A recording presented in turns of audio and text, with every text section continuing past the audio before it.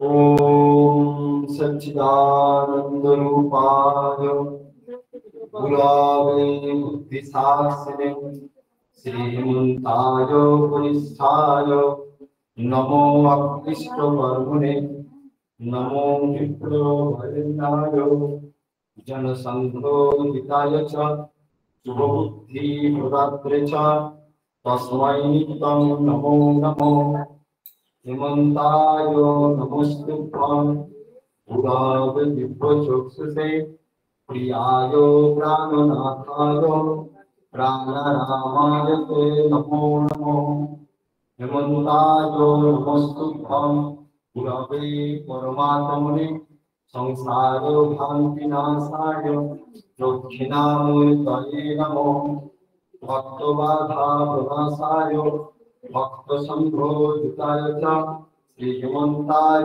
देवाय तुभ्यं नित्यं नमो नमो संसार क्लेशनाशाय वेगोमुक्तिभराय च सर्वाभीष्टप्रदाय च श्री हेमन्ताय ते नमो हेमन्ताय प्रसन्नाय भक्तवाञ्छावृताय अज्ञानध्वान्तनाशाय मुक्तिदात्रे नमो नमो संघादि शततीर्थाय संस्कृतो शास्त्रमुदिताय सद्गुरु श्री हेमन्ताय कृष्ण प्रेमात्मने नमो जायन्तु सर्वतः सर्वे भक्तभागवतोत्तम श्री हेमन्त प्रभावेन सुखिनः सन्तु निर्भयाः जस्सो प्रसादात् भगवत् प्रसादो जस्सो प्रसादात् नमोति कुतोऽपि जयं शुभं स्वस्यो यशस्वी संघं वन्दे गुरु श्री चरणारविन्दं वरापीडानटवरो बभु कर्णयो कर्णिकारं विभ्रातवासो कनककपिशं वैजयन्ति च मालम् रन्ध्राजवेणु रगरसुधया ओल्पुरायण गोपवृन्दय वृन्दारण्यं सपदनमनं ताभिषादितकीर्तिः अहोभोगिनं समकालकूटं जिघांसया पाययत् अप्रसाद्धिलेभृतिं धातृजितां तपन्नात् भगवदयालं शरणं व्रजेम परहापीडाभिरामं मृगवद्गमं कुण्डलाक्रान्तगण्डं पञ्चाक्षं कुम्भुकण्ठं स्मितसुभगमुखं साधरेण स्तोभेदं श्यामं शान्तं रविकरवसनं रुचिकां वैजयन्तां वन्दे वृन्दावनस्थां जुगतिसदृतां ब्रह्मगोपालवेशाम् वन्दे वृन्दावनं कृष्ण कमललोचनं पीताम्बरो घनश्याम भुवनमालाविभूषितं पीताम्बरो घनश्याम भुवनमालाविभूषितं श्रीदामोदाम सुरवरस्तोः कृष्णार्जुनाभृतं गोपीमण्डलमध्यस्थं श्रीराधिका प्राणो वल्लभं जयति परसरो सुनु सत्त्ववती हृदयानन्दमव्यासो यस्यास्य कमलगलितां श्रीकाममयं अमृतं जगत्सेवति सानुभावम् अखिलकृतिसारमेकम् अध्यात्मदीपम् अतिदिशतां तमोऽन्धं करुणया संसारिणं प्रविणो पुराणभुजं तं रसो सुनोमयामि गुरुमुनीनाम् वन्दे अहं श्रीगुरु श्रीयुतपदकमलं श्रीगुरुं वैष्णवांश्च श्रीरूपं साग्रजातं सहगण रघुनाथान्वितां तं सजीवं साद्वैतो सावधूतं परिजनसहितं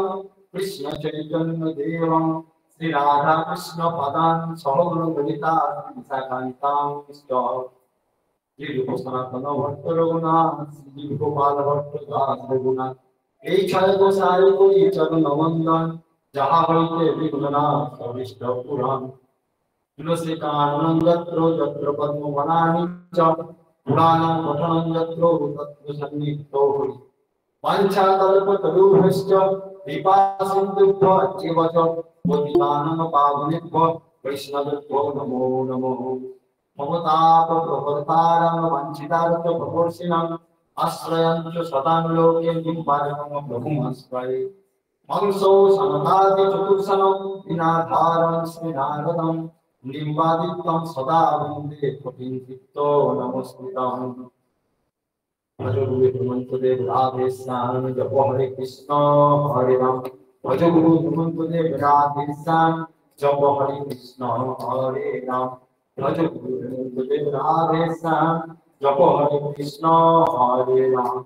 राधे श्याम श्याम श्याम राधे राधे, राधे कृष्ण कृष्ण कृष्ण राधे राधे। राधे श्याम श्याम श्याम राधे राधे, राधे कृष्ण कृष्ण कृष्ण राधे राधे। राधे श्याम श्याम श्याम राधे राधे, राधे कृष्ण कृष्ण कृष्ण राधे राधे।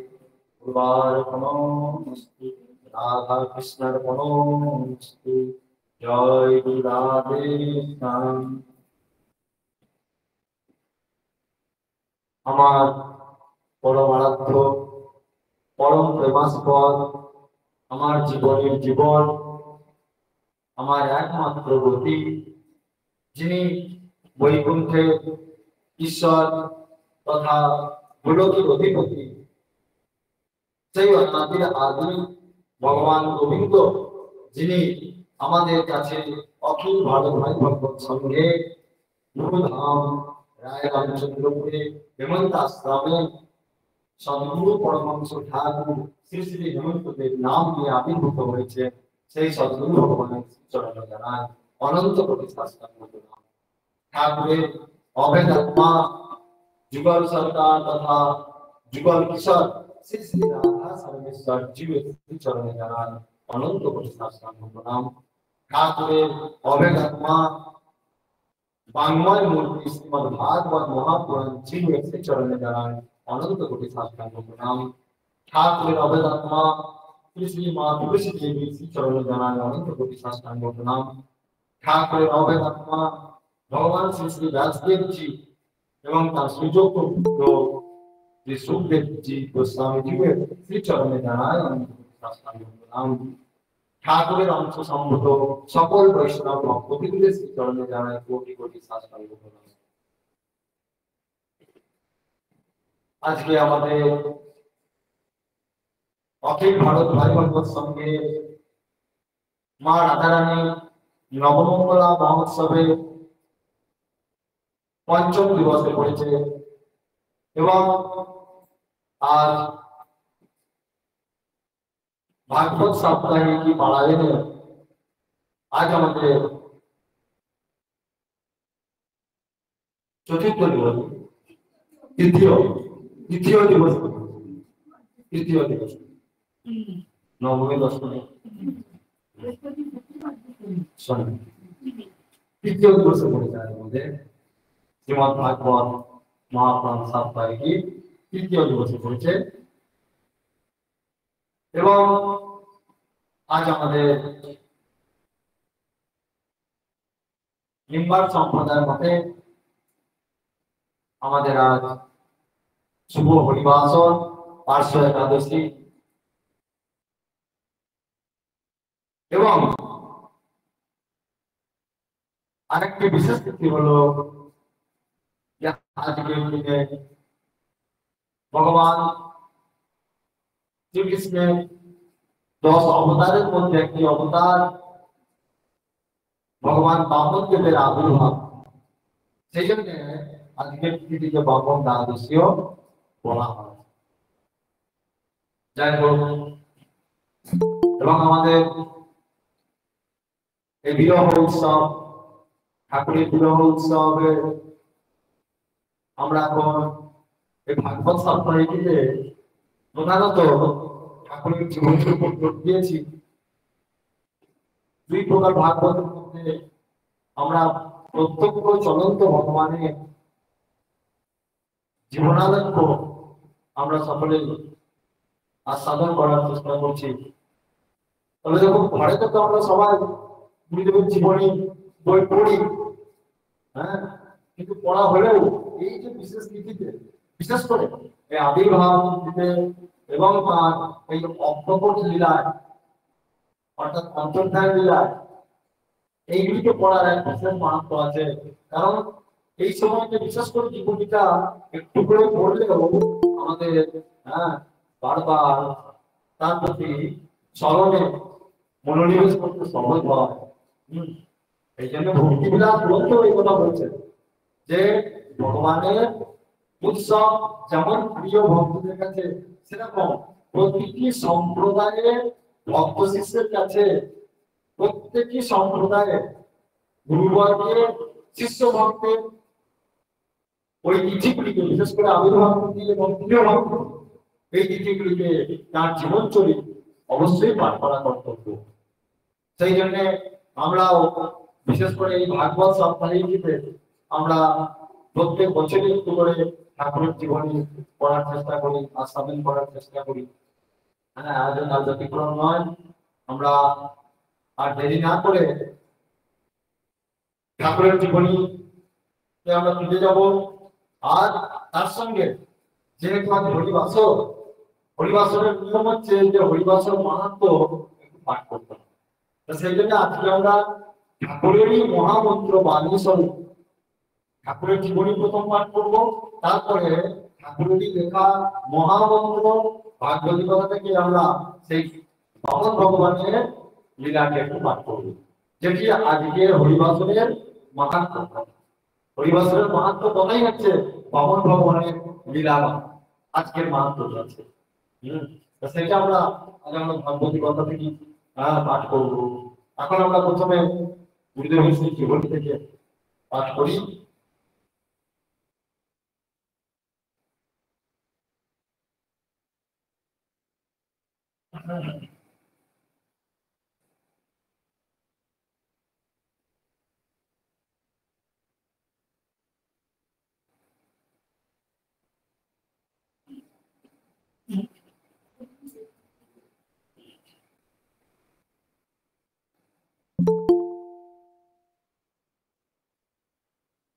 কালকে কোন জায়গা পর্যন্ত হয়েছিল মনে আছে? পড়ো।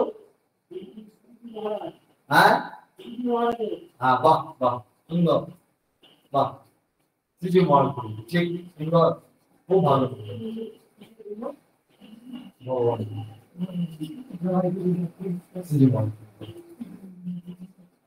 আজকে তাহলে আমাদের তিন পর্ব বলছেন ঠাকুরের পথদশায় তিনি গ্রন্থপীঠ এই সংজ্ঞায় অভিহিত হইতেন এবং শিক্ষাগুরুর অতি প্রিয় হওয়ায় তাহাকে তাহার সহপাঠীরা অসুয়া পরামর্শ ঈর্ষা করিত। আচ্ছা, আরেকটা কথা বলি, এই যে জীবনীটা আমরা পাঠ করছি, দেখুন এই যে জীবনী পাঠ করা হচ্ছে, ওই যে বললাম বাড়িতে সবাই আমরা পাঠ করি, কিন্তু ভক্ত সান্নিধ্যে পড়ার, হ্যাঁ, এক আনন্দ আলাদা, তাই না? একসঙ্গে আস্বাদন করার একটা আলাদা আনন্দ। কারণ গরিবকে সঙ্গ শক্তি করবার, সেই জন্য বিশেষ করে ভক্তি ক্লাস গ্রন্থে সেই জন্য করবেই করেছিল ভক্ত শিষ্যদের প্রত্যেক সম্প্রদায়ে ভক্তি ক্লাস গ্রন্থে বলেছে সনাতন গোস্বামী বা তিনি বলেছেন সনাতন গোস্বামী মানে ছয় বৈশাখে চার বৈশাখ, হ্যাঁ, তিনি লিখেছেন যে যেমন কি ভগবানের আবির্ভাব এবং তিরোভাবে ভগবানের জীবন যদি পাঠ করতে হয়, ঠিক সেরকম প্রত্যেকটি সম্প্রদায়ের গুরুবর্গের শিষ্যবর্গদের, হ্যাঁ, তার জীবন চরিত আস্বাদন করতে হয়। এ কথা বলা আছে।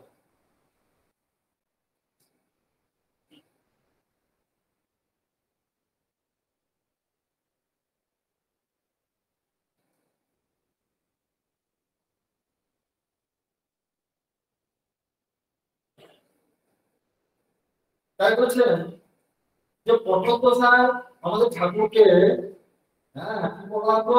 গ্রন্থ বলা হতো। গ্রন্থ মানে বইয়ের পোকা। মানে তিনি এত বড় করতেন সর্বদাই যে তিনি হ্যাঁ একবারে মানে বইময় হয়ে গেছেন, গ্রন্থময়।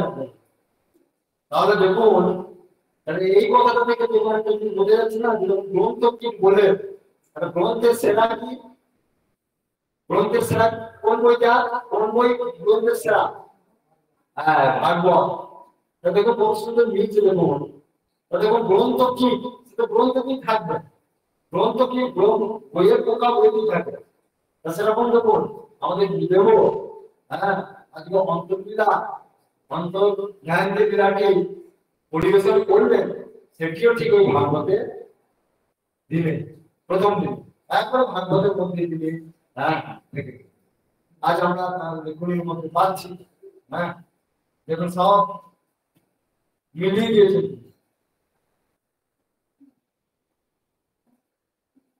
সেই জন্য তিনি গ্রন্থকে মানে তিনি শিক্ষাগুরু অতি প্রিয় হওয়ার তাহাকে তাহার সহপাঠীরা অসুয়া পরবশ ঈর্ষা করত।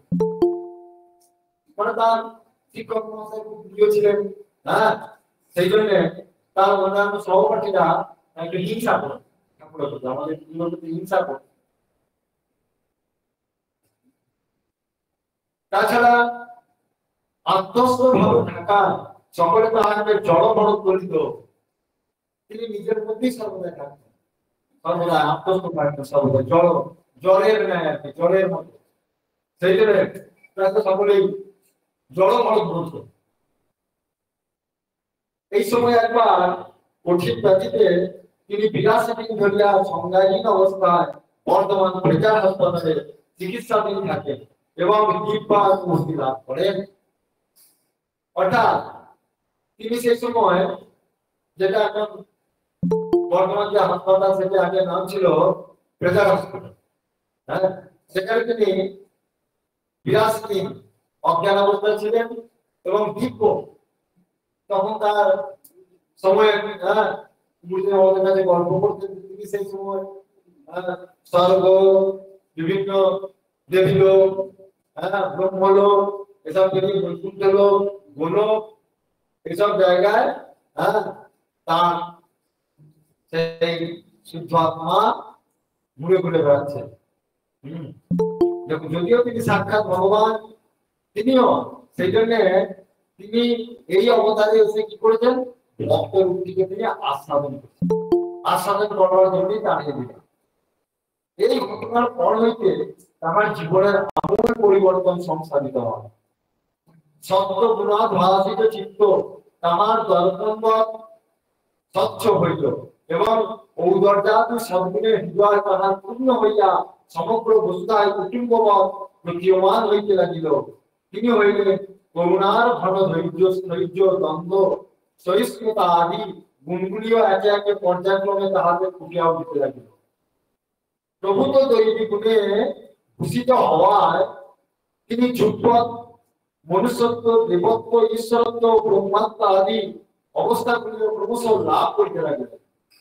তাহার জীবনে এই পরিবর্তন লইয়া পরবর্তীকালে তিনি কুম্ভ মেলায় নাসিকে গেলে তাহারই সতীর্থ শ্রীজি মহারাজ ও বহু সাধু তপস্বী মহাত্মারা সপ্রশংস হইয়া তাহার বিশেষ সমাদর করেন ও নিজ মুখে তাহা ব্যক্ত করেন। দেখুন এইখানে বলছে যে ভগবান যখন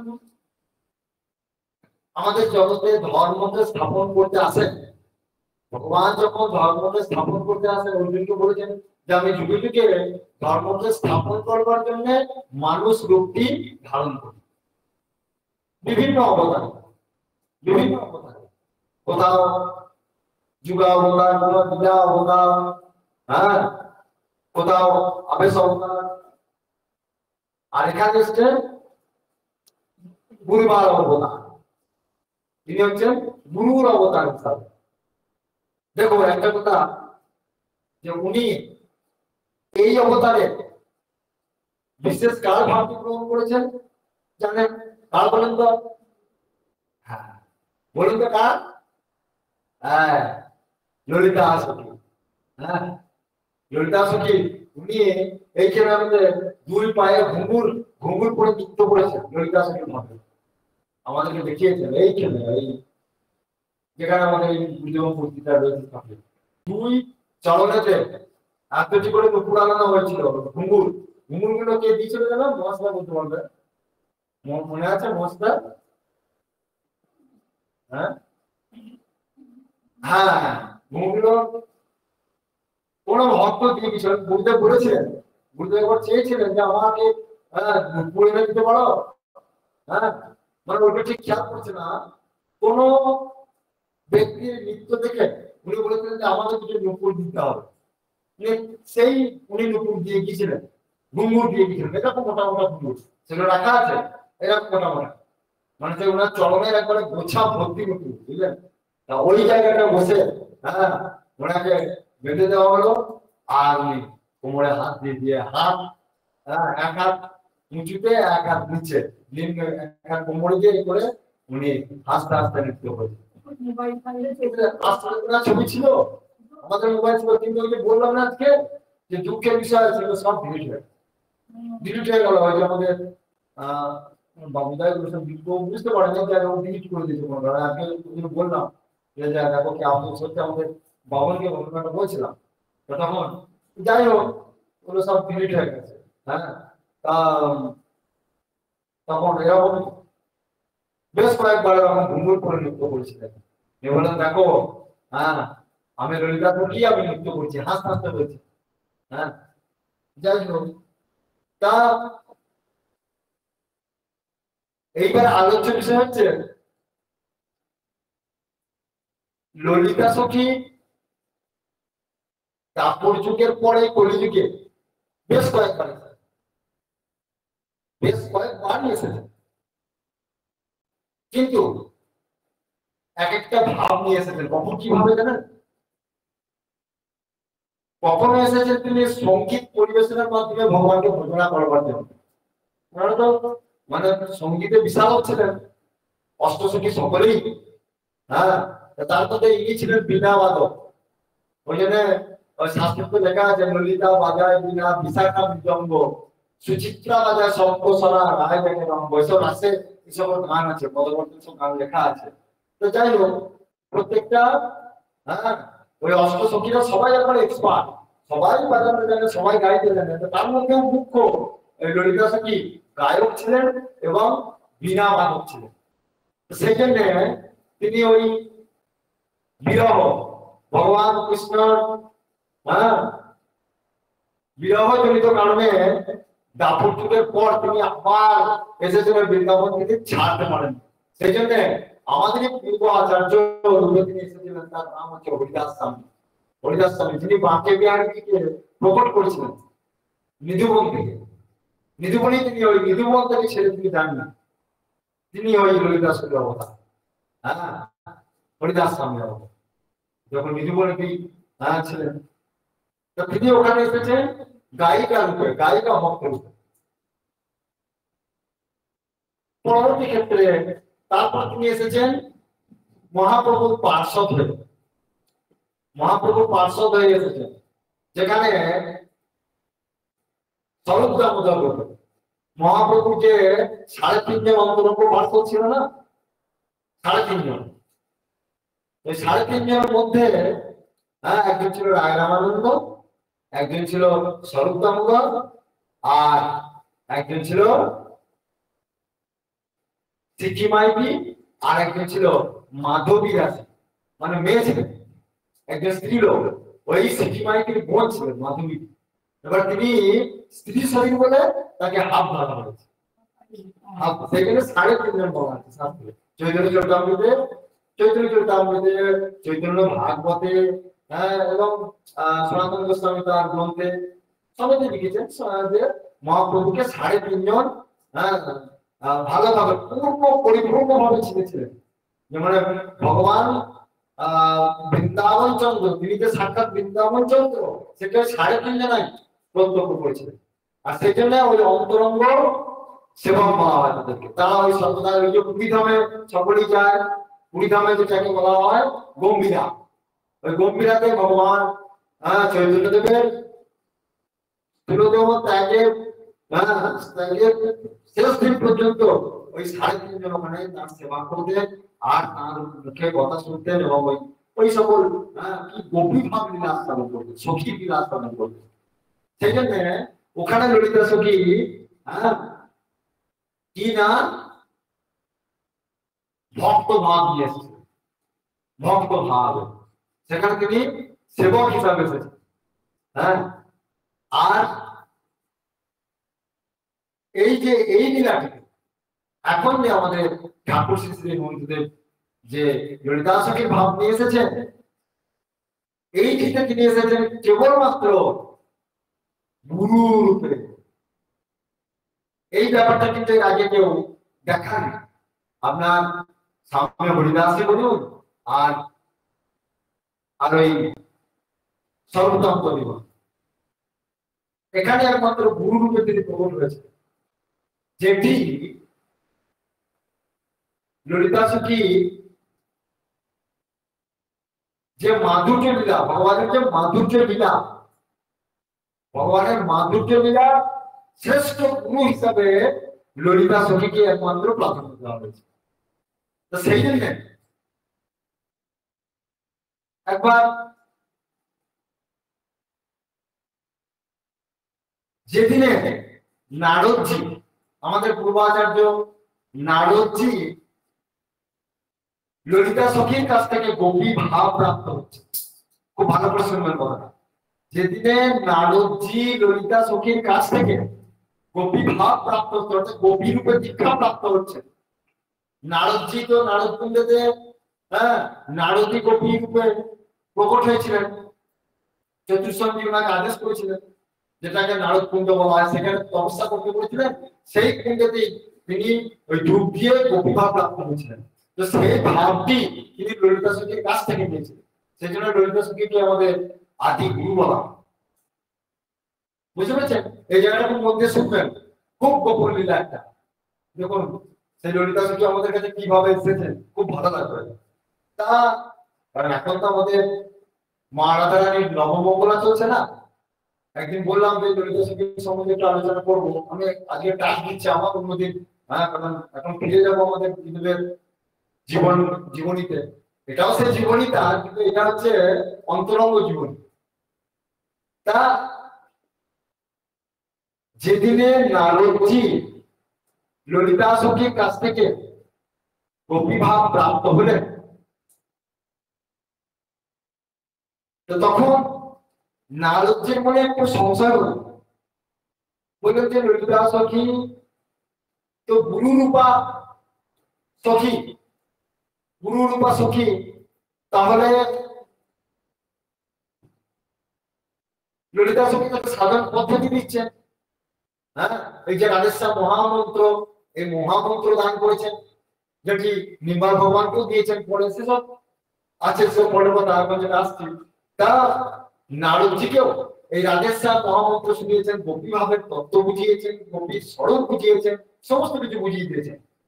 তা তখন নারদজির মনে একটি সন্দেহ হলো যে এই ললিতা সখীর কাছে আমি গোপী ভাব প্রাপ্ত হলাম, কিন্তু রাধারানীর ভাবটাকে কি করতে, রাধারানীর স্বরূপকে আমি পাবো কি করে? ললিতা সখীর কাছ থেকে গোপী ভাব প্রাপ্ত হয়েছে, কিন্তু রাধার যে প্রেম, রাধারানীর প্রেমটা আমি কিভাবে পাবো, সেটা ললিতা সখী আমাকে কিভাবে দেবে? চিন্তা করো কথা, বলে সেটা ললিতা সখী কি করে দিতে পারে আমাকে? রাধারানীর প্রেম তো ললিতা সখী দিতে পারে না। কিন্তু একটা ভাব, গোপী ভাবটা কি সেটা দিতে পারেন, কিন্তু রাধারানীর অন্তরের যে প্রেম, আমার ওই প্রেমটা জানার ইচ্ছা, যে কিসের জন্য ভগবান কৃষ্ণ রাধারানীকে এত ভালোবাসেন।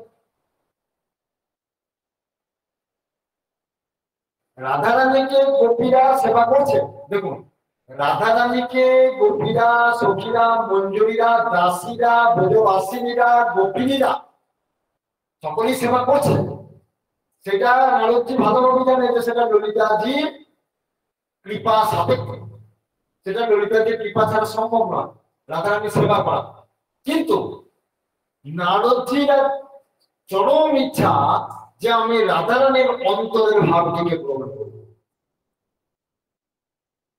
ললিতা সখী অন্তর্যামী, তিনি তো অন্তর্যামিনী, তাই শিষ্যের ভাব বুঝতে পারবেন। তিনি তখন বলতেন, হে নারদ, তুমি এই রাধারানী আর আমার মধ্যে কোনো ভেদ জ্ঞান করো না, আর কৃষ্ণের সঙ্গে আমার কোনো ভেদ জ্ঞান করো না।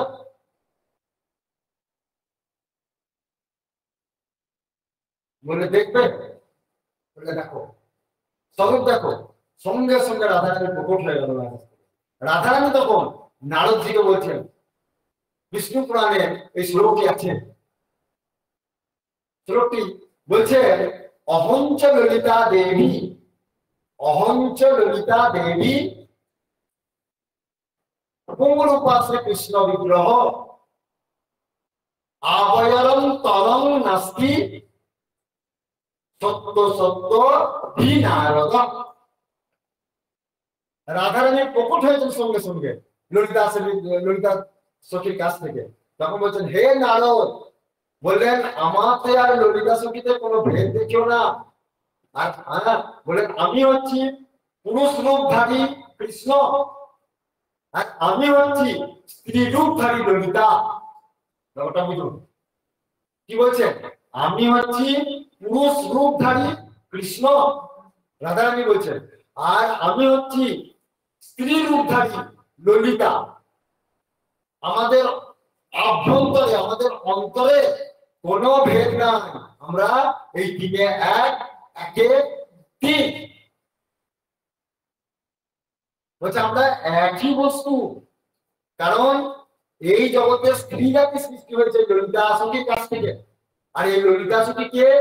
এই ললিতা সখী আমাদের দুটি পাঠ। ললিতা সখীর দুটি ভাগ আছে, একটি হচ্ছে যোগমায়া, একটি হচ্ছে মহামায়া। সাক্ষাৎ দুর্গা রূপ এসেছে, এই জন্য দুর্গার একটি নাম ললিতা। ঠিক আছে, এই গেল। সেই জন্য সেই তখন থেকে আমাদের নিম্বার সম্প্রদায়ের মতে নিম্বার ভগবান কি নিয়েছেন, ওই যে শ্লোকটি সেদিন আলোচনা করলাম না, ওই যে রাধা কৃষ্ণ স্বরূপাং বৈ কৃষ্ণ রাধা স্বরূপিণাম কলাত্মানাম নিকুঞ্জস্তম গুরুরূপম সদা ভজে।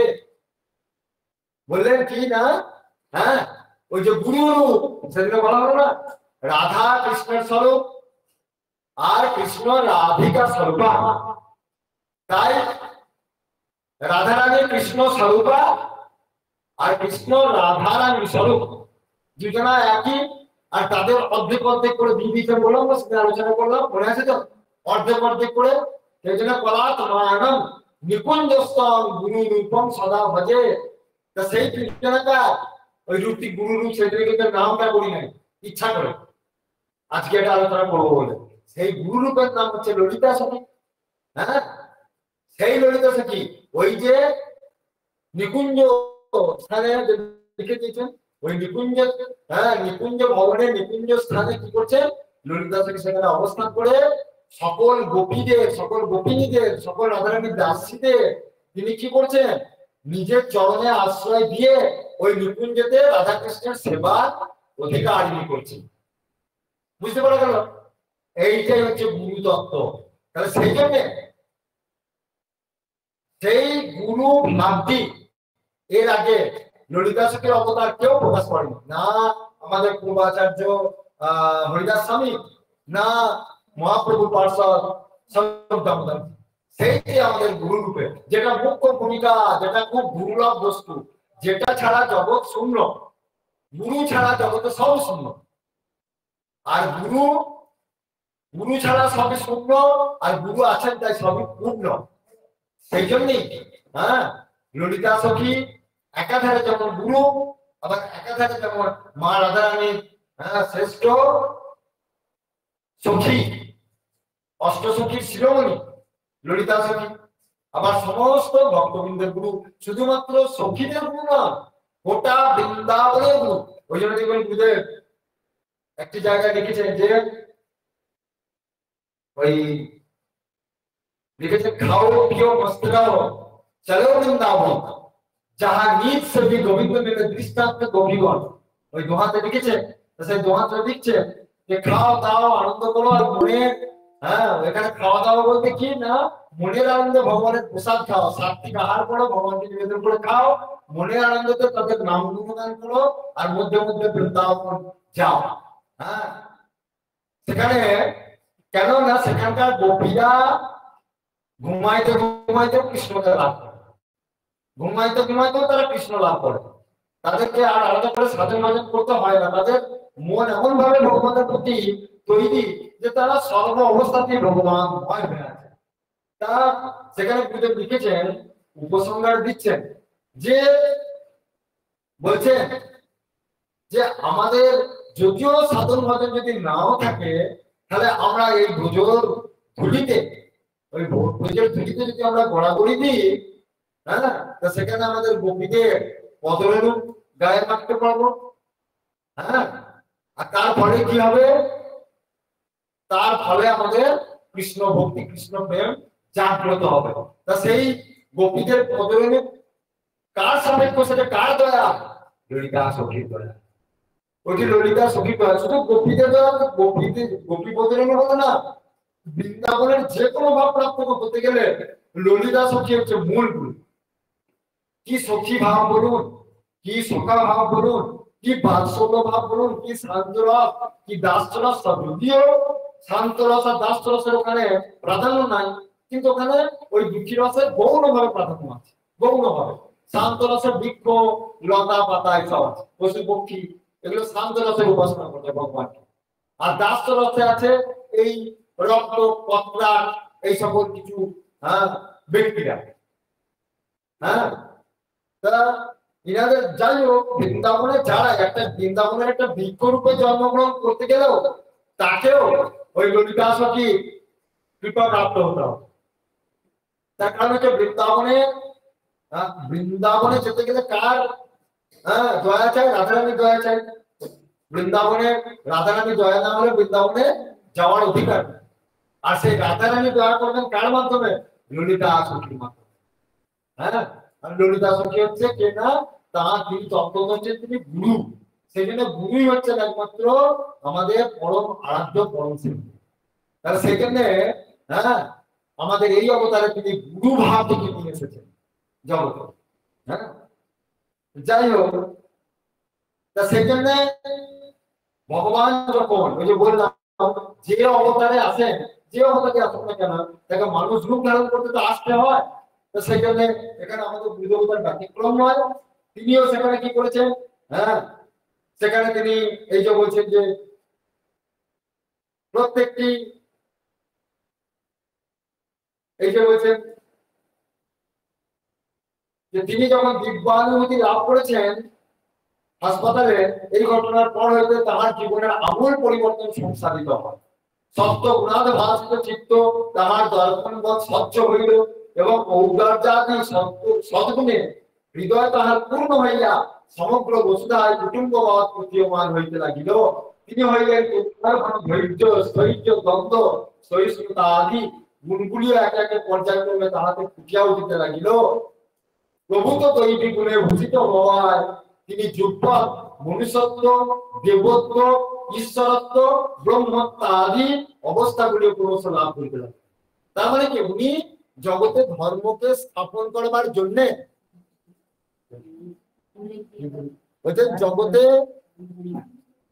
ধর্মকে স্থাপন করবার জন্য, হ্যাঁ, জগতে ধর্মকে স্থাপন করবার জন্য তিনি কি করলেন, ওই যে কালকে ওই জীবনীতে তার ভূমিকায় লিখেছেন না, জীবনের এই জীবনী গ্রন্থের ভূমিকায়, যে প্রকৃত মানুষ হতে গেলে যে যে গুণগুলি দরকার, মনে আছে তো কালকে পরশু দিনকার পাঠটা মনে আছে, মনে আছে না নাই? আর ওই যে প্রথম দিনে পাঠটা গুরুদেব লিখেছেন না ভূমিকাতে, কি লিখেছেন, যে প্রকৃত মানুষ হতে গেলে, হ্যাঁ, তার কি কি গুণ থাকা দরকার, সেগুলি কে দেখাবে, ভগবান দেখাবে। সেই জন্য তিনি ওই যে, হ্যাঁ, ওই ধৈর্য, স্থৈর্য, যখন কিছু কিছু ভালো ভালো গুণগুলিকে তিনি সেগুলিকে নিজের জীবনে আচরণ করে দেখিয়েছেন। এইভাবে তিনি মনুষ্যত্ব অর্জন করিয়ে কিভাবে মনুষ্যত্ব অর্জন করতে হয় সেটা দেখিয়েছেন। মনুষ্যত্ব অর্জন হয়ে যাওয়ার পর তারপরে দৈব গুণের অধিকারী কিভাবে হওয়া যায় সেটা দেখিয়েছেন।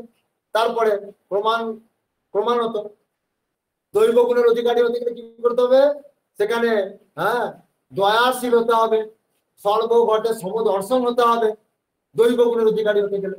তারপরে ব্রহ্মত্ব, ঈশ্বরত্ব, অর্থাৎ সাক্ষাৎ ঈশ্বর স্বরূপ হতে গেলে তখন কি করতে হবে, সকলকে নির্বিচারে ক্ষমাশীল হতে হবে। সেই গুণগুলির কথা তিনি দেখিয়েছেন নিজের জীবনে।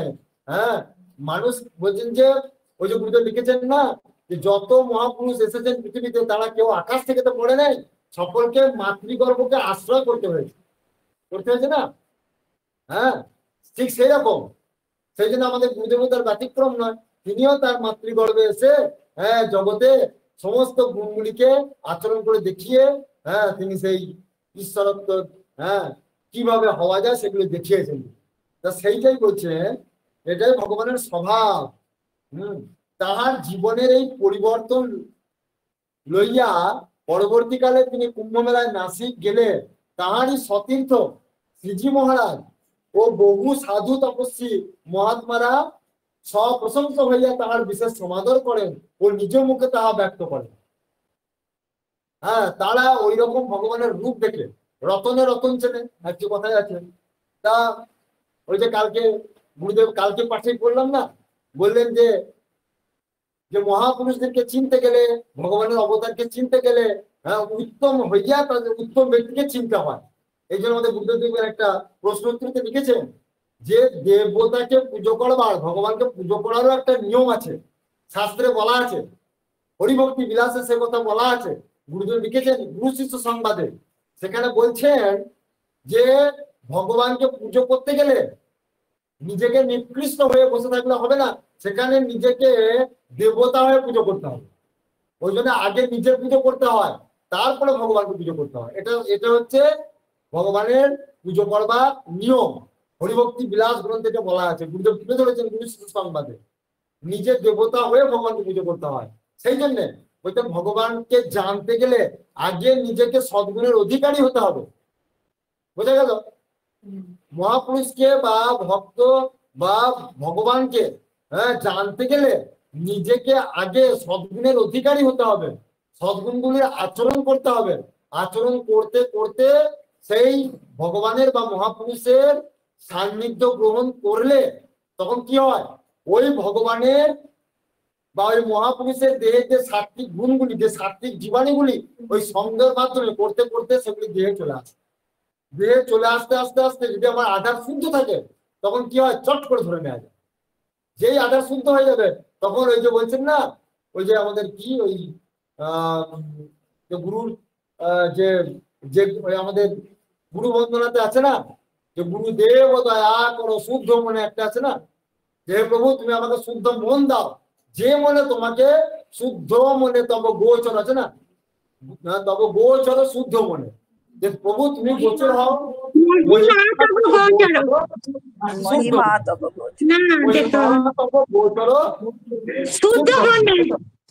শুদ্ধ মনে। তোমার মহিমা প্রচার করতে গেলে আমাদের কি করতে হয়, শুদ্ধ মনের গোচর। ভগবানকে জানতে গেলে শুদ্ধ মনের দরকার। বলছেন না শুদ্ধ মন চাই, ভগবান শুদ্ধ মনের গোচর। বলছেন না জমে বৈষব বৃন্দিত তেন লভ্য, কালকে পাঠ হলো না, গুরুদেব লিখেছেন যে তাকে জানা যায় তারই দয়াতে। তার দয়াতে কিভাবে জানা যাবে না, তিনি যে গুণগুলিকে আমাদের অর্জন করতে বলেছেন, তিনি যে বাণীগুলিকে বলেছেন, সেই তার আদেশগুলিকে পালন করলে, পালন করতে করতে করতে করতে হৃদয় শুদ্ধ হয়ে যাবে। হৃদয় শুদ্ধ হলে দেখবেন আয়নাতে কি হয়, দেখবেন আয়নার মধ্যে যদি কোনো কাদা মাটি থাকে তাহলে আয়নাটাকে চারিদিকে ঘোরান, কিছুই দেখতে পাবেন না, নিজের মুখও দেখা যাবে না। কিন্তু আয়নাটাকে যখন স্বচ্ছ হয়ে যাবে, পরিষ্কার করে দেবেন, তখন নিজের মুখও দেখতে পাবেন। আবার আয়নাটা যেভাবে চারিদিক দিয়ে ঘোরাবেন, দেখবেন 90 ডিগ্রি অ্যাঙ্গেলের ঘোরালে সেখানে দেখবেন আপনি ওই আয়না থেকে সমস্ত দিকগুলো যেদিকে দেখার চেষ্টা করতে সব দেখতে পাবেন। ঠিক সেরকম নিজের হৃদয় যদি পরিষ্কার হয়ে যায় গুরুদেবের আদেশে, গুরুদেবের সান্নিধ্য গ্রহণ করতে করতে, তখন দেখবেন গুরু গোবিন্দকে বা মহাপুরুষকে তারই কৃপাতে কিছুটা হলেও জানা যায়।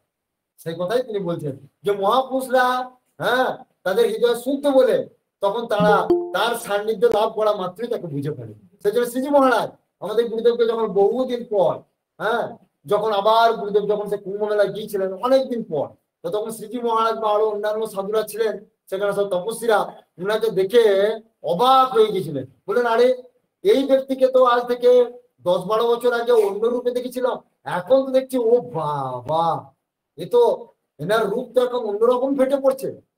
বলে তো সাংঘাতিক, হতে পারে মাধুর্যময়, মানে একবারে সেই টুকটুকে ফল যাকে বলে, পাকা, একদম পাকা টুকটুকে ফল, যেটাকে বলা হচ্ছে যে মধুর রস আর কি। হ্যাঁ, মানে এমন বলছে যে এই যে যেটাকে বলা হয় যে নিগম কল্পতরুর গলিত ফলম সুখ মুখাদ অমৃত দ্রব সংগীতম পিবত ভাগবত রসমালায়ম মুরহ রসিকা ভবি ভাবুকা। বলছেন যে ওই ভাগবত ফলটা কি বলছে, ওই ফলটা হচ্ছে একবারে মানে এমন ফল, এর আটি খোসা কিছুই নাই, একবার টুকটুকে ওই ফলটা। সেই ফল যেই পান করবে এত মধু যে তার বর্ণনাতীত। ঠিক সেই রূপটাই গুরুদেবকে দর্শন করছেন এই শ্রীজি মহারাজ বা অন্যান্য সাধু মহাত্মারা। হ্যাঁ, তার গুণগুলি বর্ণনা করছেন এখানে, বলছেন যে তাহার মহান জীবনে গীতা শাস্ত্রোক্ত গুণগুলি বর্ণে বর্ণে মিলিয়া যায়। দেখুন শাস্ত্র প্রমাণ দিচ্ছেন সেখানে, কি না গীতা থেকে শ্লোক উদ্ধৃতিগুলো সেগুলো দিচ্ছেন। বলছেন প্রজোহাতি যদা কামান সর্বান পার্থ মনোগতান আত্মন্যো বাদাত্মন্য তুষ্ট স্থিত প্রজ্ঞাস্ত দৌচ্যতে। গীতার 2:55। দুঃখেষু অনুদ্বিগ্ন মনা সুখেষু বিগত স্পৃহা বিতরাগ ভয় ক্রোধ স্থিত ধি মুনিরুচ্যতে। যহ সর্বত্রান ধি স্নেহস্তত্তৎ প্রাপ্য শুভাশুভম নাভিনন্দন্তি ন দেষ্টি তস্য প্রজ্ঞা প্রতিষ্ঠিতা। বলছেন তাহাতে যেমন দেখিতে পায় গীত স্থিত প্রজ্ঞের লক্ষণ সমূহ, তেমনি আবার তাহাতে দেখিতে পায় গুণাতীতের লক্ষণ গুলিও। অর্থাৎ তিনি এখানে সার কথাটা, এই গীতার অর্থগুলি হচ্ছে এই যে দুঃখেষু অনুদ্বিগ্ন মনা সুখেষু বিগত স্পৃহা বিতরাগ ভয় ক্রোধ স্থিত ধি মুনিরুচ্যতে। বলছেন যে তিনি দুঃখেতে মুচড়ে যেতেন না, আবার সুখেতে গদগদ হয়ে যেতেন না। হ্যাঁ, তিনি সর্বদাই স্থির, একবারে সর্বদাই তিনি স্থির থাকতেন। হ্যাঁ, এটা বলছেন আর কি। তাছাড়া আবার কি বলছেন না, তিনি অপরাধীদের ক্ষমা করে দিতেন সকল ঘটে। তিনি সবের মধ্যে সে ভগবানকে দর্শন, সমদর্শী গুণগুলি এই ভাগবতের কথায় মিলে যাচ্ছে আর কি। হ্যাঁ, এই সকল গুণগুলির কথা বলছেন ভাগবতে, গীতার কথা। গীতার এই শ্লোকটির সঙ্গে আমাদের ঠাকুরের জীবনীতে মিল পাওয়া যাচ্ছে। আবার কি বলছেন যে এই গীতার শ্লোকগুলিতে মিল পাওয়া যাচ্ছে। হ্যাঁ, তাহাতে যেমন দেখিতে পাই বিতক্ত স্থিত প্রজ্ঞের লক্ষণ সমূহ, তেমনি আবার তাহাতে দেখিতে পাই গুণাতীতের লক্ষণ। গুণের অতীত, ত্রিগুণের অতীত। গুণাতীত মানে কি? 3 গুণের অতীত, সত্য রজ তম, এই 3 গুণের অতীত। 3 গুণের অতীত না হতে পারলে হ্যাঁ তিনি মুক্ত পুরুষ হতে পারেন না, তিনি বদ্ধ পুরুষই থেকে যান।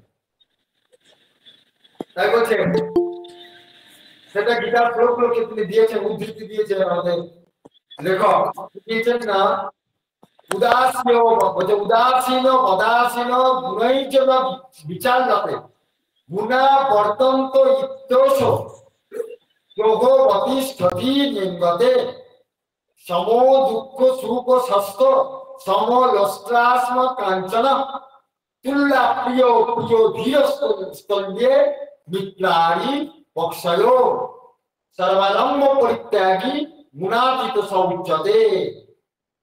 আবার নিত্য সন্ন্যাস অবস্থাও তাহাদের বর্তমান। তার মানে কি, এখানে মানেটা দেওয়া হয় না। বলছেন উদাসীন অবস্থা, বলছে তিনি সর্বদাই উদাসীন, সবকিছুতে তিনি উদাসীন, অর্থাৎ ওই যে জড়ভরতের মতো আর কি, উদাসীন। সংসার ধর্মে তিনি উদাসীন। তারপরে সুখ দুঃখ তার কাছে সবই সমান, সুখটাও যেমন দুঃখটাও তেমন, সবাইকেই তিনি সমান জ্ঞান। করেছেন। তারপরে অর্থ করি, আবার হ্যাঁ অর্থতে আর সোনা গয়না এই সমস্ত কিছু তার কাছে কাস্ট হওয়া, মাটির মতো কাঠের মতো তার কাছে মনে হতো। এবং শত্রু মিত্র সকলেই তার কাছে সমান।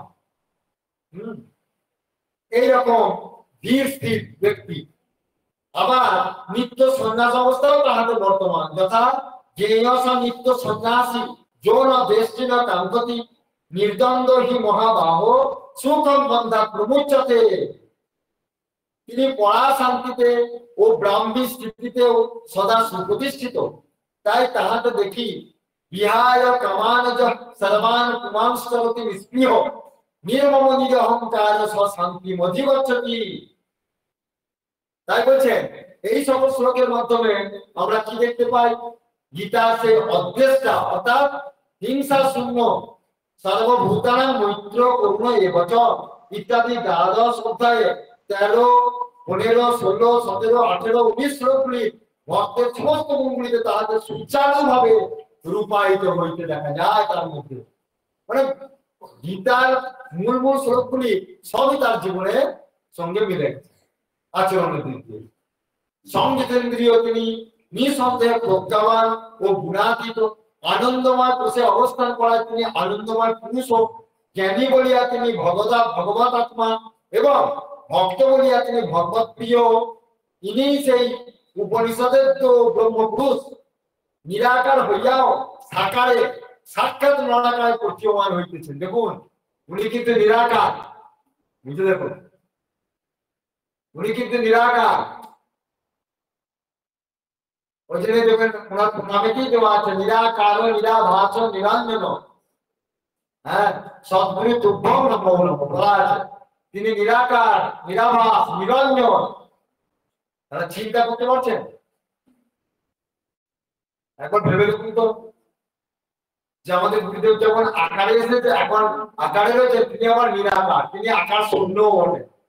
ভাবা যাচ্ছে না যে আকার শূন্য মানে তিনি শূন্যতে বিচরণ করেন, শূন্যের মধ্যে তার কোনো রূপই নাই, সেইভাবে তিনি বিচরণ করেন কোনো কোনো স্থানে। সেই কথা এখানে বলছেন।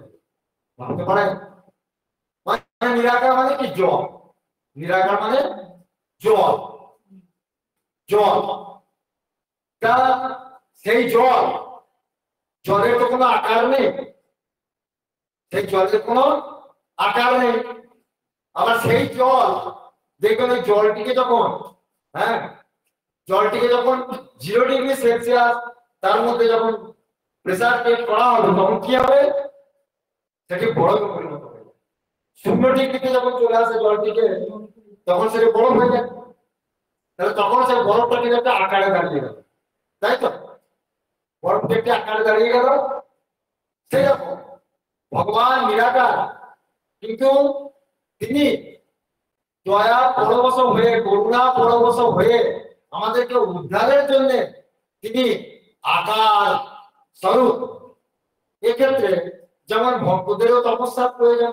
ভক্তরা ওই যে 0 ডিগ্রি মানে কি, ওইটি ভক্তদের সাধনা, ভক্তদের সাধনার ফলে ভগবানকে এই আকার রূপ প্রাপ্ত করতে বাধ্য করেছে। কারণ এর আগে পূর্বে সব নিত্যসিদ্ধ ভক্তগণ কি করেছে? ভগবানকে এই পৃথিবীতে আসার জন্য সাধনা করেছে। সেই সাধনা করবার জন্য ভগবান গুরু রূপে পৃথিবীতে ভগবান হয়েছে বা বিভিন্ন অবস্থায় ভগবান হয়েছে। যাই হোক, তাই বলছে যে তিনি নিরাকার হইয়াও সাকারে সাক্ষাৎ নরাকারে প্রতীয়মান হইতেছে। গুণাতীত, তিনি কিন্তু সর্বগুণাধার, স্থিতপ্রজ্ঞ ও স্থিতধীনী। বিকারের হেতু থাকা সত্ত্বেও উনি বিকৃত হন না বলিয়া ধী। এসরাত্রয় জয় করিয়া মৌনাবলম্বন করায় তিনি মুনিও। ব্রহ্মজ্ঞানে সমুদ্র ভাষিত জি হওয়ায় তিনি ঋষি। ইহার যে এই মানসিক বিগ্রহ ধারণ তাহা কেবল জীবকে কৃপাপূর্বক উদ্ধারের জন্যই। শাস্ত্রমূর্তি ইহার শ্রী চরণাশ্রিত আমরা ধন্য ও কৃতকৃতার্থ সফল আমাদের জীবন। আমরা নিঃসন্দেহে সৌভাগ্যবান। এইরকম ভগবানকে আমরা গুরুরূপে পেয়েছি, তাই নিঃসন্দেহে আমরা সৌভাগ্যবান বা সৌভাগ্যবতী। বলছে মহাপুরুষ সান্নিধ্য সৌভাগ্য বশতেই ঘটিয়া থাকে। অয়স্কান্ত মুনি চুম্বক যেমন লৌহখণ্ডকে সতত আকর্ষণ করে, ভগবান ও ভক্তকে এবং গুরু ও শিষ্যকে সেইভাবে সততই আকর্ষণ করিতেছে। লৌহে তল ধাতু যে রূপ বুঝেন, লৌহে তল ধাতু যেরূপ চুম্বক কর্তৃক আকৃষ্ট হয় না, ভক্তে তল তেমনি আকৃষ্ট হইতে পারে না। তার মানে কি? মানে লৌহের ইতর ধাতু, মানে লৌহ ছাড়া যে ইতর প্রকার ধাতু, অন্যান্য যে ধাতু রয়েছে সেইগুলো কোনদিন চুম্বকে আকর্ষণ বুঝতে পারে না। ঠিক সেরকম ভক্তে তল, মানে ভক্ত ছাড়া অন্যান্য জীব বা প্রাণী গুরুর বলছে গুরুরও প্রেম বুঝতে পারে না বা আকৃষ্ট হয় না তার প্রতি। গুরু শিষ্যের সম্বন্ধ যে জন্ম জন্মান্তরের অবিনাভাব সম্বন্ধ, নবরূপে নারায়ণে তাহারই প্রকাশ করিয়া গুরুতে মনুষ্য বৃদ্ধি করিতে নাই। গুরুতে সর্বতভাবে বলছে গুরুতে সর্বভাবেরই আলোক সম্ভব। তিনি সর্বদেবতাময়, সর্বদেবময় গুরু। শাস্ত্রকারগণ সেই জন্য বলছে গুরু ব্রহ্মা, গুরু বিষ্ণু, গুরুদেব মহেশ্বর ইত্যাদি বলিয়াছেন। আবার গুরু মাতা, গুরু পিতা ইত্যাদির উপরে সকল ভাবেরই আলোক করা হয় বলিয়া একমাত্র গুরুর নিকটে সতত পরম বুঝাতে তুচ্ছ বিষয় অকপটে প্রকাশের কোনো বাধা নাই। ওই জন্য মনের গোপন কথা কিন্তু সবকিছু বলতে হয়। যত মনের গোপন কথা, খারাপ থেকে ভালো পর্যন্ত সব কথা গুরুর কাছে বলতে হয়। সংসারে উদ্ভ্রান্ত চিত্তে জ্বালা ও প্রশমনার্থ গুরু নির্ভর বা ঈশ্বর নির্ভর হওয়া একান্ত আবশ্যক। ভগবান তবের কাণ্ডারি তিনি, ভক্তি মুক্তি প্রদাতা, পরম দয়াল। তিনি যেমন মুক্তি মুক্তি প্রদাতা, তেমনি আবার ভক্তিও প্রদাতা। তাই রোগে শোকে শান্তি পাইতে গুরু বিনে আর গতি নাই। আজকে আমাদের গুরু কথা এই পর্যন্তই, এখানে বিশ্রাম লাভ করুক। এখন আমরা ভাগবতী কথাটা একটুখানি আস্বাদন করব।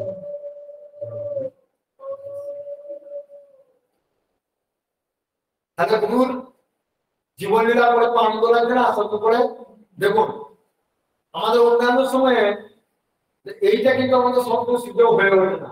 মানে আপনারা কি ভাবছেন জানি না, আমি আমার এই জীবাধনের কথা ভাবছি। মানে সবসময় আশ্রমে থেকেও গুরুদেবের জীবনীটা সবসময় পড়া সম্ভব হয়ে ওঠে না, কিন্তু আজকে সেই সুযোগটা এসেছে। বিশেষ করে এই সময়টাতে আপনাদের সান্নিধ্য পেয়ে গুরুদেবের জীবনটি তার ভক্তদের কাছে বলতে পারলে আমার নিজের জীবন ধন্য হয়ে যায়। সেই জন্য আমি কিন্তু খুব আনন্দ পাচ্ছি।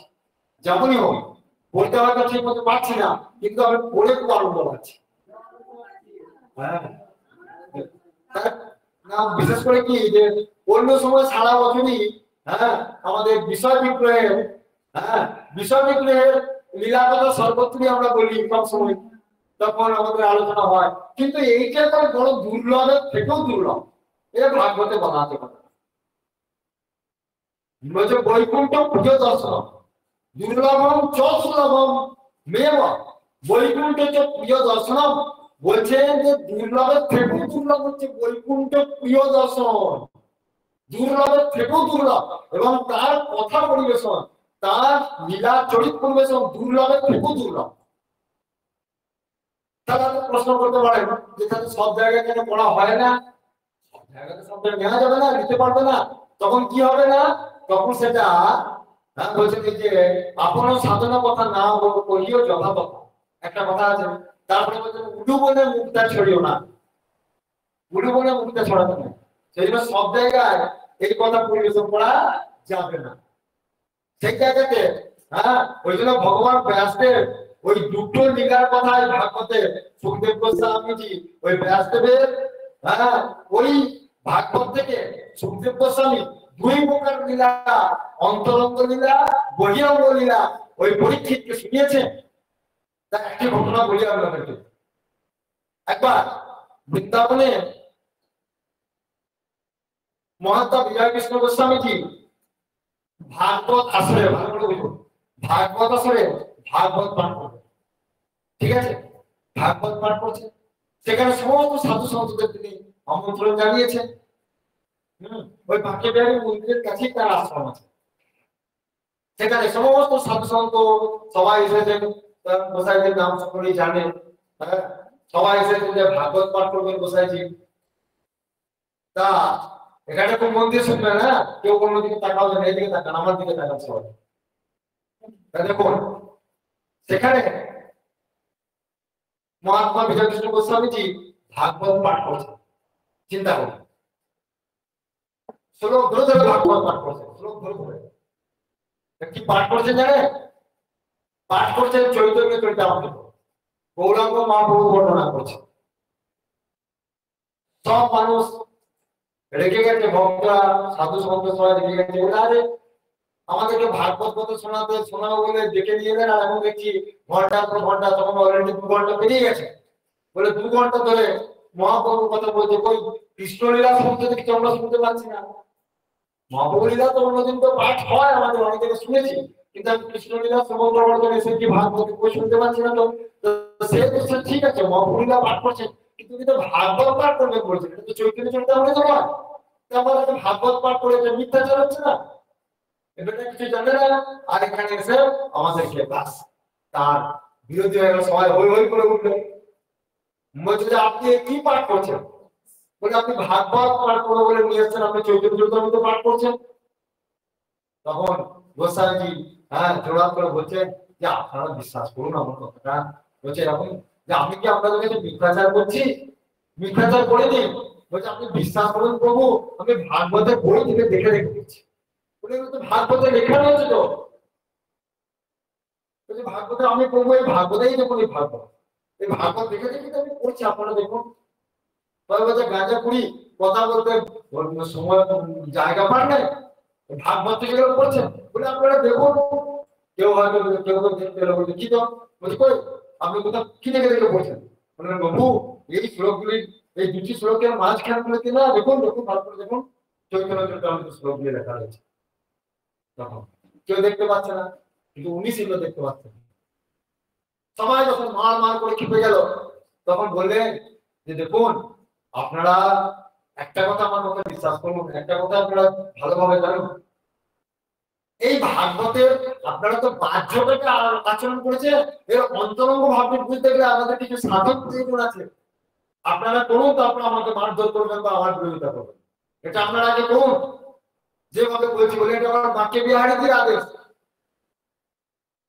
যে ঠাকুর এই পাঠ আমাকে করতে বলেছেন এই সময়টা, তাতে আপনারা মানুন বা না মানুন।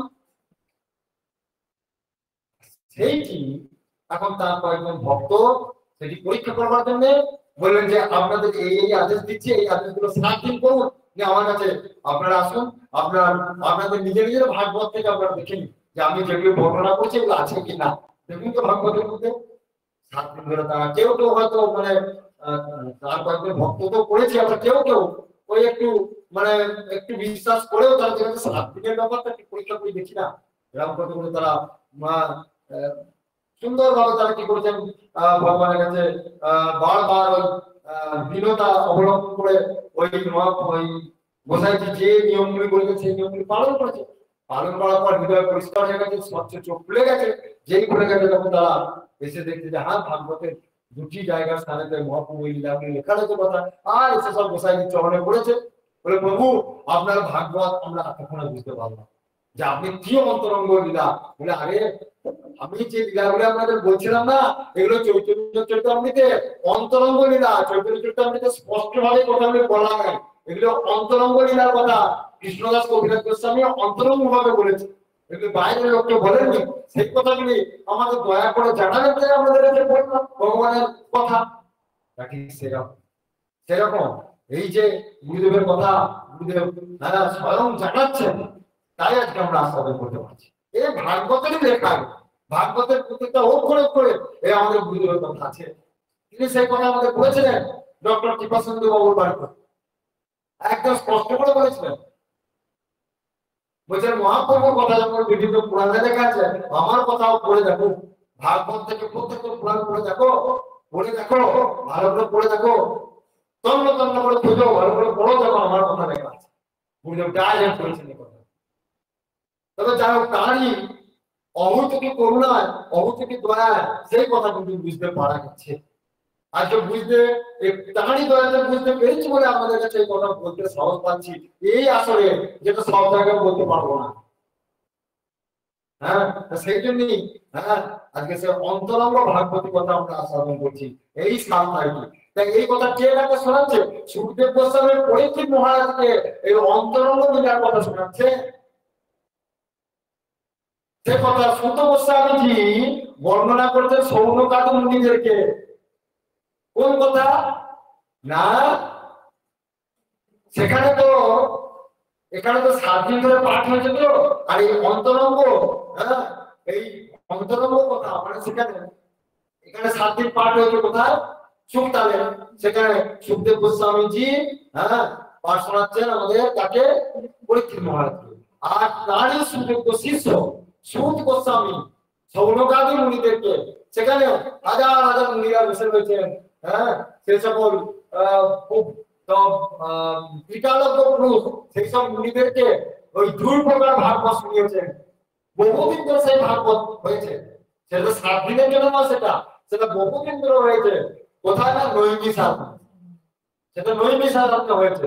এই জন্য দুটি জায়গায় ভাগবতের 2 রকম মাহাত্ম।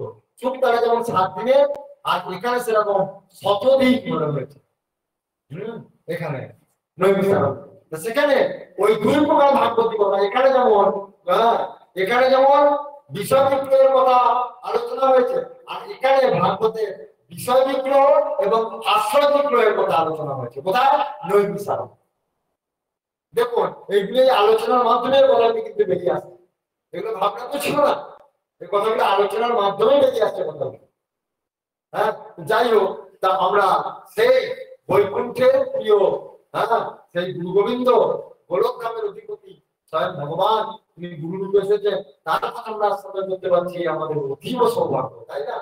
যাই হোক, এরপর আমরা তার এই মুখনিসৃত বাণী, তার ভাগবতী কথা লিখেছেন মহামন্ত্র স্বরূপ, সেইটা আজ আমরা একটু পাঠ করবো। কারণ আজকে ভাগবতী কথা, আজকের যে মহাতিথি কি বললাম, তিথির নাম আজকে পার্শ্ব একাদশী, আর একটা কি নাম?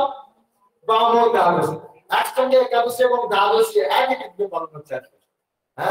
তা সেই আজকের এই হরিবংশের মাহাত্ম্যটাই হচ্ছে এটা কি না, আমাদের ব্রাহ্মণ দেবের লীলা কথা আলোচনা। তা সেটা আমরা ভাগবতী কথা থেকে আস্বাদন করে আমাদের ভাগবতী কথা বিস্তার করবো, ঠিক আছে? 10টা বাজে 10। অসুবিধা হচ্ছে না তো?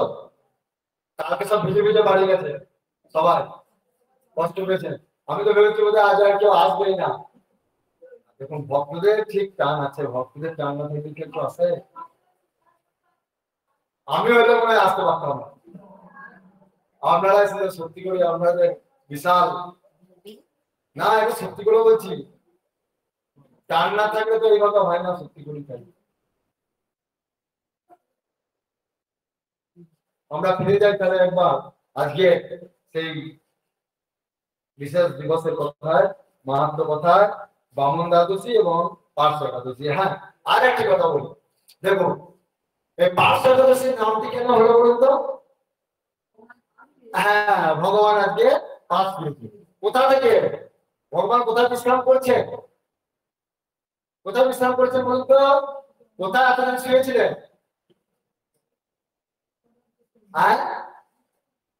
ভগবান শুয়েছেন ক্ষীরোদ সাগরে। ক্ষীরোদ সাগরে শুয়ে আছে। ক্ষীরোদ সাগরে তুমি স্মরণ করেছিলেন, আর আজকে তুমি পাশ পেয়েছেন, ঠিক আছে? পাশ পেয়েছেন। আবার সেই উত্তার একাদশীতে আবার পূর্বে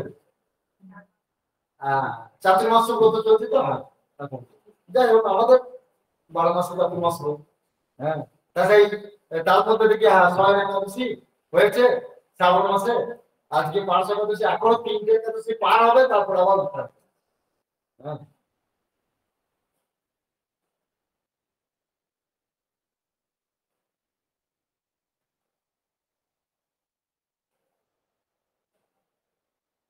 হ্যাঁ, ভাগবতী কথা হচ্ছে বামন ভিক্ষা ও বলির আত্মভেদ। এবং এটা সার অংশটা আমরা সবাই জানি, এটা মুখে বলে দিলে হয়ে যায়, কিন্তু আমি সেটা বলছি না। আমি এই প্রত্যেকটা অক্ষর এখানে পাঠ করে বলি বলছি, কারণ না তিনি কষ্ট করে লিখেছেন, আর সেই মহামন্ত্র আমরা পাঠ করছি, আর সেটা আমরা শ্রবণ করবো। হ্যাঁ,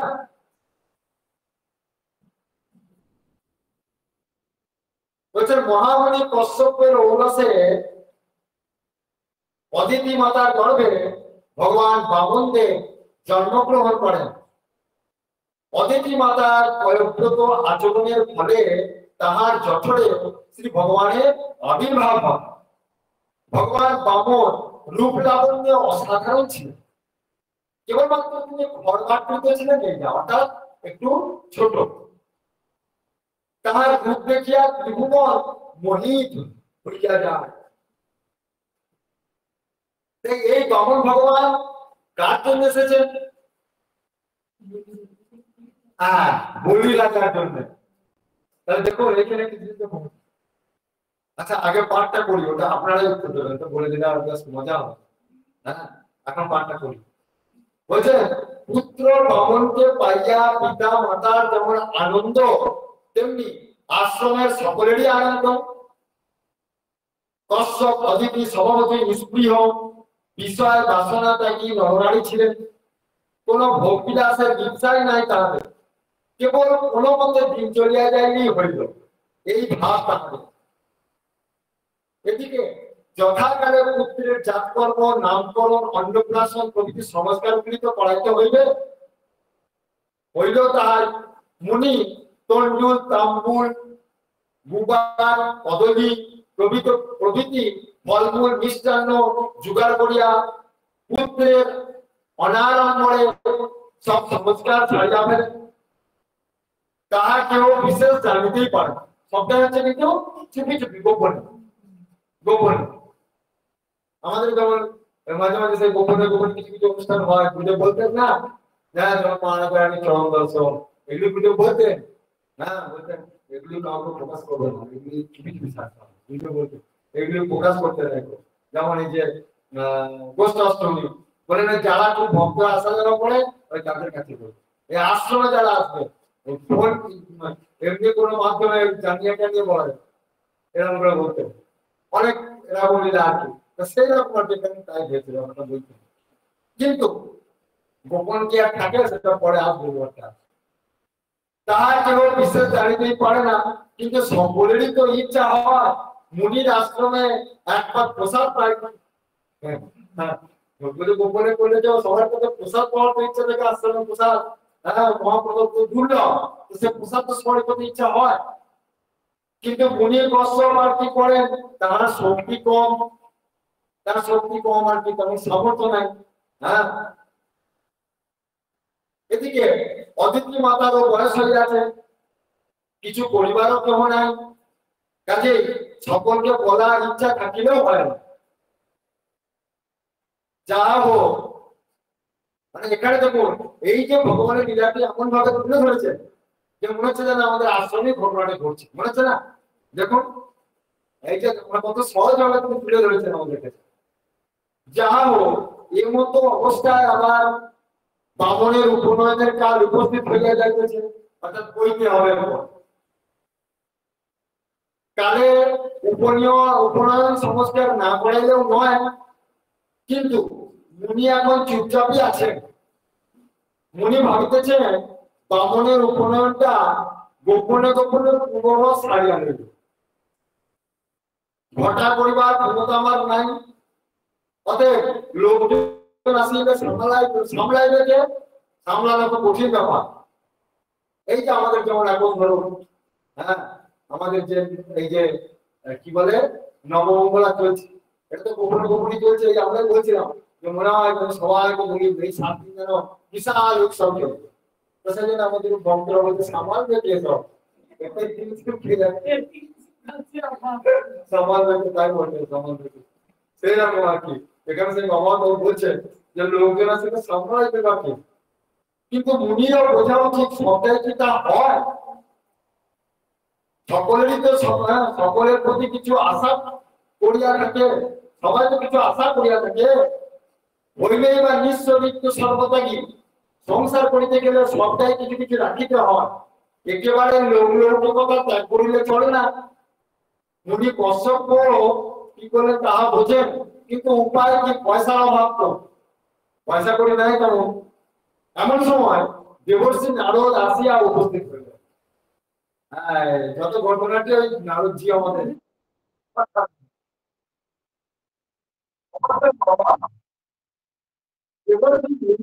গোপনে রাখে, ওই দেবর্ষের সব খবর গোপনে রাখে। হ্যাঁ, তাই বলছে এদিকে বামন দেবের উপনয়নের যে কাল আসিতেছে সেটা তিনি বলেন নাই। নারদজি কিন্তু সেটা জানে যে এই সময়টা পড়তে হবে। কশ্যপকে দেখিয়া দেবর্ষি বলেন, কি মহামুনি, আপনার পুত্র বামনের উপনয়নটা কখন দিতেছে, কখন দেবেন, উপনয়নটা আবার দিয়ে ফেলুন। মুনি আর কি বলেন, হ্যাঁ ওই হুয়াতে চুপচাপ করার পর আমতা আমতা করে বলছেন, হ্যাঁ হ্যাঁ হবে হবে না, দিয়ে চুপচাপ থাকিতে চাইছে না, কিরকম বলছে চুপচাপ থাকছে, দেবো দেবো দেবো ভাবছে, হ্যাঁ বিয়ে হয় দেওয়া হবে, আর তো যখন দূরই হবে এরকম করছে নাকি। কারণ কারণ হচ্ছে যে নারদজি নিকট মুখ খুললে তো কিসে কি হয় বলা যায় না। কারণ উনি এক এক সময় উল্টো পাল্টাও কিছু করি আমাদের বিশ্বাস নাই নারদজিকে, তখন কি করি আমাদের কোনো বিশ্বাস নাই।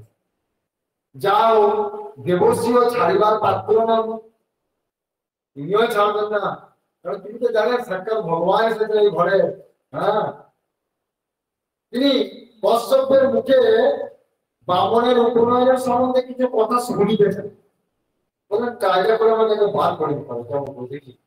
কশ্যপ বললেন, দেখুন দেবর্ষি, পুত্র বামনের উপনয়নটা দু একজন লোককে লইয়ে ছাড়িব, ওইটুকু প্রকাশ হবে।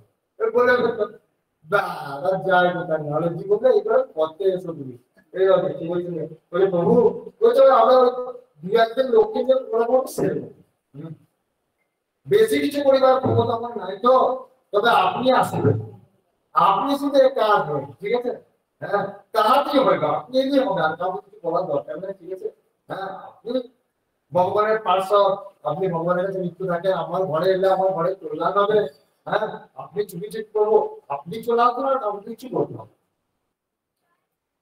আর মন্ত্রতন্ত্রবিদ পুরোহিত বশিষ্ঠ আদি এনারা তো থাকবেন, কারণ বশিষ্ঠ এনারা তো বড় বড় মুনি ঋষিরা আছে, এনারা সব পুরোহিত পৌরোহিত্য তো এক্সপার্ট। হ্যাঁ, তা এনারা তো থাকছেন, পুরোহিতের কার্যগুলো তারা করবে, আর আপনি এসে একটু নাম গান শুনিয়ে দেবেন আমাদের। হ্যাঁ, তাহলে আমার পুত্রের মঙ্গল হবে, একটু আছে, একটু নাম গান পড়াবেন, একটু গোপাল শস্ত্র নাম পড়বেন, একটু গজেন্দ্র বক্র পড়াবেন, একটু যশস্বরূপ পাঠ করবেন। হ্যাঁ, একটু গুরুদেবের গুণগান পড়াবেন, এইগুলো একটু পড়াবেন আপনি।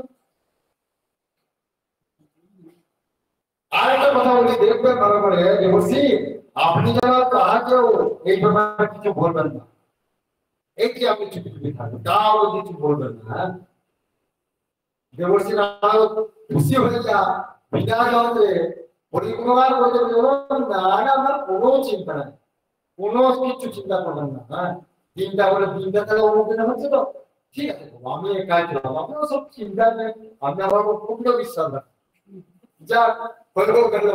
হ্যাঁ, এবার দেবর্ষি নারদ কি করলো, খুশি হইয়া বিনা যন্ত্রে পরিক্রমা করতে করতে আকাশ পথে চলে গেল।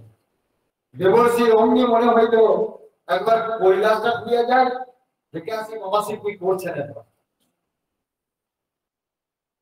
একবার হর পার্বতী দর্শন তো হইবে, সেখানে গিয়ে একবার বাবা শিবের মা দুর্গার তো একবার দর্শন তো হবে। দেবর্ষি কৈলাসে গমন করিয়ায় মাতা পার্বতীর সহিত অগ্রে সাক্ষাৎ করেন এবং বলেন, আপনারা জানিয়াছেন তো বামনের উপনয়ন। বলে ফেললেন বাবু, হ্যাঁ, এত বিশ্বাস করে বললেন বাবা কষ্ট মুনি কি বিশ্বাস করে বলে কাউকে বলবেন না, কোথাও দিয়ে এলো করবো না। বাবা শেষকালে আগেই বলে দেন বাবা শিখবে ঠিক আছে বলে। আপনারা কি জানেন ভগবান তো বামন বিবেচন তার উপরে হচ্ছে, হ্যাঁ আপনারা সপরিবারে ওই দিন কষ্ট মুনির আশ্রমে যাবেন ঠিক আছে। হ্যাঁ এই বলি আর দেবশ্রী অন্তর্হিত হয়ে গেলেন, সেখান থেকে তিনি চলে গেলেন এবং বিষ্ণু লোকে চাইলেন। এবার সেখানে লক্ষ্মী মাতার সহিত সাক্ষাৎ করিয়া বামুনের উপনয়নের কথা বললেন এবং নারায়ণের সহিত উভয়কে সেখানে যাইতে অনুরোধ করলেন। বলেন আপনারা কি জানেন বামুন দেবের উপনয়ন হবে, আপনারা সপরিবারে দয়া করে এই জায়গায় চলে যাবেন ঠিক আছে। অমুক দিনে বলা হয়ে গেল। তারপর ব্রহ্মলোকে গিয়া ব্রহ্ম ও তৎপত্নী সোহাকে বলিলেন। তারপর ইন্দ্রলোকে সচী মাতা ও দেবেন্দ্রকে, বরুণ লোকে বরুণ ও বরুণীকে নিমন্ত্রণ জানাইলেন কিছু প্রাপ্তির আশায়।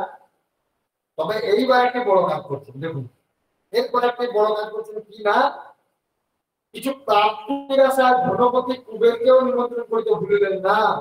আর সকল দেবতারা তো মহামুনি কশ্যপ ও অদিতির মাতার সন্তান, সবাই তার সন্তান, তাই সকল ভাইদেরকে নিমন্ত্রণ না করিলেই নয়। এইভাবে সমগ্র দেবতারাই নিমন্ত্রিত হয়ে গেলেন, সবাই তাকে নিমন্ত্রণ করলেন। দেবর্ষি আশ্রমে আশ্রমে গিয়া সমস্ত ঋষিদের নিমন্ত্রণ করলেন। কাহাকে বললেন আপনি বামনের উপনয়নে গীতা পাঠ করিবেন, কাহাকে বললেন আপনি চণ্ডী পাঠ করিবেন, কাহাকে বললেন আপনি গোপাল সহস্র নাম পাঠ করিবেন, কাহাকে বললেন আপনি বিষ্ণু সহস্র নাম পাঠ করবেন, কাহাকে বললেন আপনি উপনিষদ পাঠ করবেন, কাহাকে বললেন আপনি দেবী ভাগবতী পাঠ করবেন, কাহাকে বললেন আপনি ভাগবত মহাপুরাণ পাঠ করবেন ইত্যাদি। সমগ্র নাপিত কুম্ভকারদের নিমন্ত্রণ করলেন। সমস্ত বাদ্যযন্ত্রবিদ যথা বীণাবাদক, ঢক্কাবাদক অর্থাৎ ঝাঁকবাদক, বংশীবাদক, মৃদঙ্গবাদক, কাংসবাদক প্রভৃতিকে নিমন্ত্রণ করিতে বাদ দিলেন না, কারণ ইহারা না থাকলে উৎসব জমে না। উৎসবটা জমবে কি করে, সাক্ষাৎ ভগবানের উপনয়ন বলে কথা। দেবশ্রী মাতা অন্নপূর্ণাকেও নিমন্ত্রণ করতে চাইলেন, কারণ তিনি তো জানেন যাহা করিতেছেন তাহা তো সামলাইতে হইবে। ওই যে বাবা আগে বলে দিয়েছিলেন বাবা করার তো ইচ্ছা ছিল কিন্তু সামলাইতে হবে, সেই জন্য নারদ যে একটু মজাও করি বলে ঠিক আছে আমি কায়দা করি, আমি উৎসবে পড়াবো আর তার জন্য সবাইকে যা যা দায়িত্ব দেওয়া সেটাই করবো, এটাই প্রকৃত ভক্তের লক্ষ্য। তা কি করলেন, সমস্ত গোয়ালাদের দুধ ছানা চিনি দিবার জন্য বলিলেন, ময়রাদের মিষ্টান্নের কথা বলিয়া দিলেন এবং ফলের ব্যাপারীদেরও ফলের কথা শোনাইয়া বলিলেন। যাও যথাকালে বামনদেবের উপনয়নের দিন আসিয়া গেল। মহামণি কশ্যপ অতি প্রত্যুষে গাত্রোত্থান করিয়া স্নানাদি নিত্যক্রিয়ান্তে খোলা কুশাদি তৈয়ারি করিয়া পিণ্ড পাঠ করিতে আরম্ভ করিলেন, কারণ নান্দিমুখ শ্রাদ্ধ অধিবাস প্রভৃতি সকাল সকাল না করিয়া উঠিতে পারিলে উপনয়নের কাজ আগাইবে না। এদিকে পৌরোহিত্য করিবেন কালাকাল বিচারক্ষম গর্গ অগস্ত্যমুনি সকলে আসিয়া উপস্থিত হইলেন। তারপর সমস্ত পাঠক বর্গ ও নিজ নিজ তন্ত্র বগলে লইয়া একে একে আসিতে লাগিলেন। শঙ্করধ্বনি ঘণ্টাধ্বনি মুহুর্মুহু হইতে লাগিল। ধূপ ধুনা আতর অগ্নু কুঙ্কুমাদি গন্ধেও সমস্ত আশ্রম সুরভিত হইল। রাশি রাশি চম্পক জুই বকুল গোলাপ পদ্ম প্রভৃতি পুষ্পে ও পুষ্প মাল্যে আশ্রম ভরিয়া গেল। বাদকরাও একে একে আসিতে শুরু করিল এবং বাজনা বাজাইতে লাগিল। ইন্দ্র কুবের বরুণ যম অগ্নি প্রভৃতি দেবতারা স্ব-স্ব আগমন করিলেন। পুর হস্তে নাপিতরাও আগমন করিল। যজ্ঞাগ্নি প্রজ্বলিত হইল। বামনদেবের মস্তক মণ্ডিত হইল। কৌপিন বস্ত্র পরিধান করানো হইল। হস্তে পলাশ দণ্ড কমণ্ডল প্রদান করা হইল। কোটিতে মঞ্জু মেঘলা মৃগচর্ম বাঁধা হইল। ব্রহ্মচারীর চরণে কাষ্ঠ পাদুকা দেওয়া হইল। যজ্ঞ পবিত্র ধারণ করা অর্থাৎ পৈতে ধারণ করানো হইল। হস্তে ছত্র ধারণ করানো হইল। পিতা কশ্যপ মুনি সুহা সুহা মন্ত্র অগ্নিতে আহুতি প্রদান করতে লাগলেন। এখন অনেক কাজ আগাইয়া গেছে, কিন্তু এখনো আসল কার্য পাঠ শাকের বিশেষ কোনো ব্যবস্থা হয় নাই। মা দুর্গা, মা লক্ষ্মী, মা অন্নপূর্ণা একটু আসিতে বিলম্ব হয়ে গেছে। কারণ যদিও আমাদের বাড়ি শুদ্ধ নিমন্ত্রণ, তথাপি বাড়ি কিছুটা সামলাইয়া আসিতে হইব। তো এইটুকু জানে আমাদের মায়ের বাংলা বিলম্ব করে, যখন সব আসে দেরি করে সব আসে, হ্যাঁ এসেও দেরি করে সব লাগে, পরে সব দেরি করে সব প্রসাদ পায় সবাই। সেরকম একটু তাই হয়ে যাচ্ছে দেরি করে এখন আর কখন খাওয়া দাওয়া হবে, সব কেউ আসছে না। অন্নপূর্ণা লক্ষ্মী সব ঘরের কাজ সব সামলে তারপর আসতে। কশ্যপ মহামুনি ভাবিতেছেন যে এইসব অতিথিদের মান রক্ষা হইবে তো, আবার আজকে আবার হবে তো, সবটাকে শূন্য মুখে ভর করতে হবে। দেবশ্রী যা করিয়াছেন ভালোই করিতেছেন, তবে প্রভুর দয়া উদ্ধার হইলে হয় এখন। নিত্য অবসরে মা অন্নপূর্ণা, মা দুর্গা, মা লক্ষ্মী নিজ নিজ হস্তে সামগ্রী লইয়া আগমন করিলেন এবং সকলে কি করলেন, সকলকে পাঠশালায় চুল্লি ধরাইতে বলিলেন এবং পাঠশালা আরম্ভ করিয়া দিলেন। রান্না শুরু হয়ে গেল। মা দুর্গা গজে আসিয়াছেন, বাবা মহেশ্বর বিশেষে আসিয়াছেন, স্থানে কার্তিক ময়ূরে আসিয়াছেন, গণেশ ও মুসিক বাহনাতে আসিয়াছেন, কেউ বাদ যায় নাই। বিষ্ণু ও লক্ষ্মী গৌরে আসিয়াছেন, অর্থাৎ মানে তাদের বামনদের টুকরোকে নিয়ে এই ভোজ কাটতে চলে এসেছে, কাউকে বাদ দেয় হয়নি। ব্রহ্মা সপত্নী হংস বাহনে আসিয়াছেন, বিশ্বকর্মা হাতিতে আসিয়াছেন এবং সকলে যার যাহা কাজের ভার পড়িয়াছে তাহা তাহা করিতে লাগে।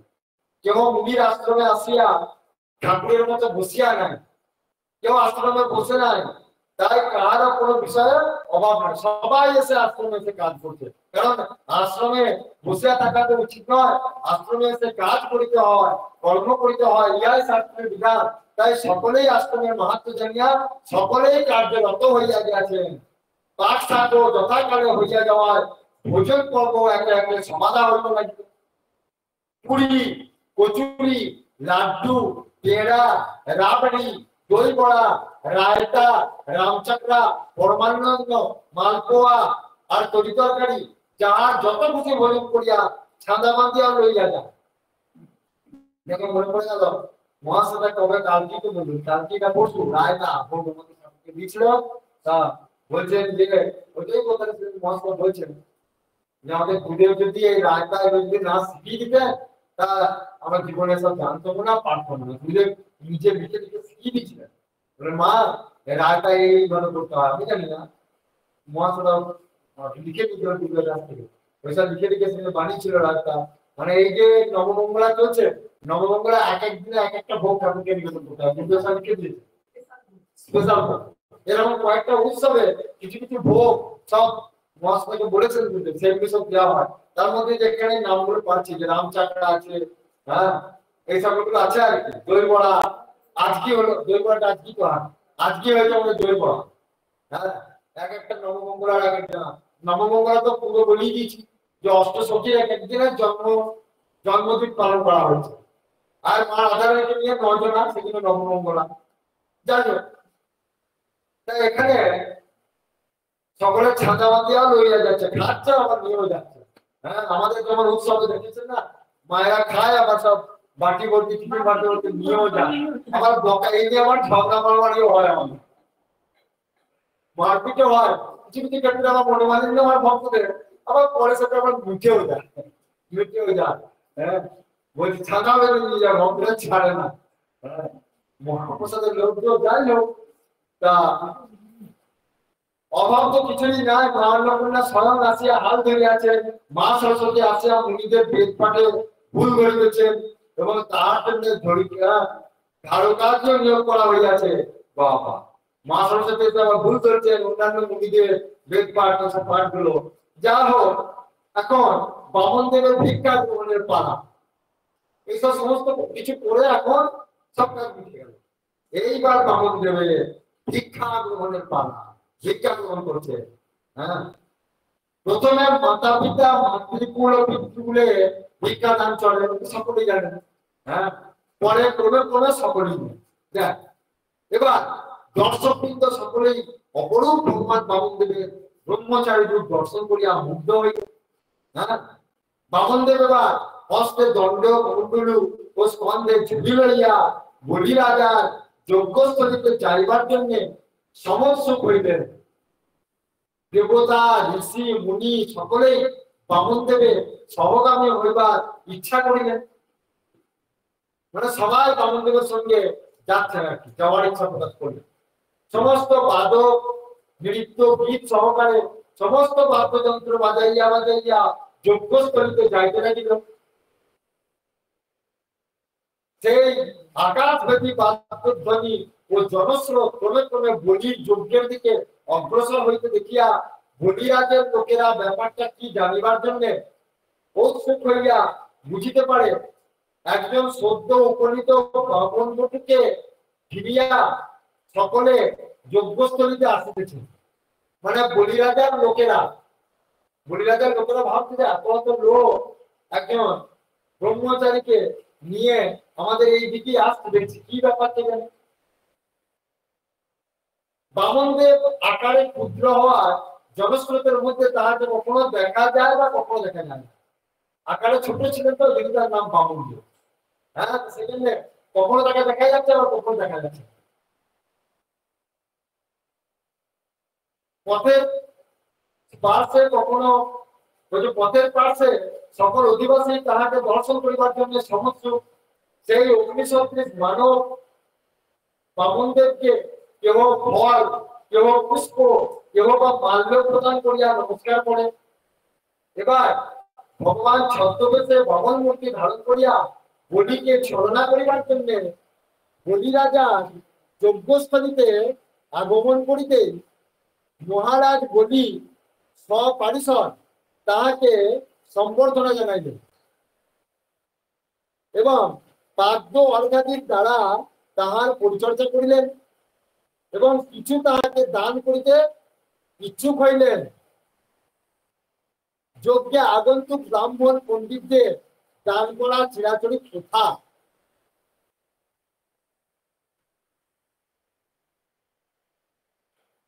হচ্ছে যজ্ঞে আগন্তুক ব্রাহ্মণ পণ্ডিতদের দান করা চিরাচরিত প্রথা।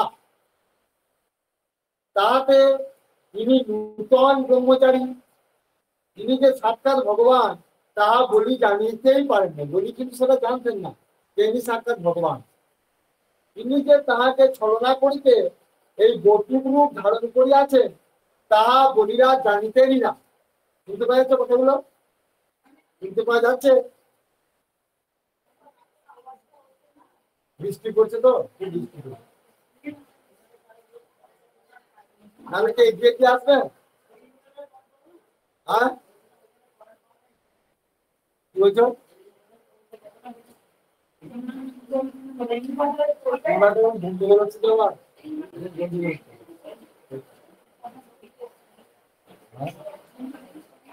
সেটাই তো ভয় লাগে। আর একটুখানি আছে আর কি, একটুখানি আর আছে, একটু এগিয়ে দিয়ে আসুন না যদি না। হ্যাঁ, চলে আসো,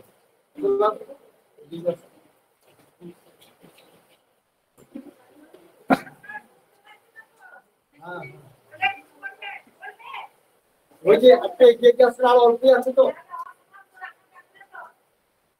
আর অল্পই আছে না। আসলে আপনি তো মারাতে তো ওই জন্য অল্প রাখছি না, বুঝলেন তো? এটুকু একটু করে দিই। আর এখানে বলে হ্যাঁ এখানে বসুন।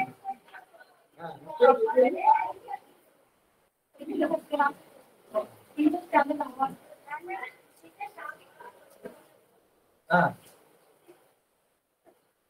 তাই বলছেন যজ্ঞে আগন্তুক ব্রাহ্মণ পণ্ডিতকে দান করা চিরাচরিত প্রথা। তাহাতে ইনি নূতন ব্রহ্মচারী, তিনি যে সাক্ষাৎ ভগবান তাহা কিন্তু বলি জানিতে পারে নাই। তিনি যে তাহাকে ছলনা করিতে এই বটুরূপ ধারণ করিতে আসিয়াছেন তাহা কিন্তু বলিরা জানিতেন না। নরোত্তম ঠাকুর বলিয়াছেন, বলিলে ছলিতে প্রভু হইলা বামন। এখন প্রশ্ন জাগে, বলির কি অপরাধ যে ভগবান বলিকে ছলনা করিতে বামন রূপ ধারণ করিতে আসিলেন? উত্তরে বলিতে হয়, বলির দান ধর্ম অধিক মাত্রায় বাড়িয়াছিল। শ্রী ভগবানের ইচ্ছা, নিজের না রাখিয়া অধিক মাত্রায় দান করিলে সমাজে উশৃঙ্খলতার সৃষ্টি হয়। কারণ যিনি দান করেন তিনি সর্বহারা হইয়া চরম ক্লেশে পতিত হন।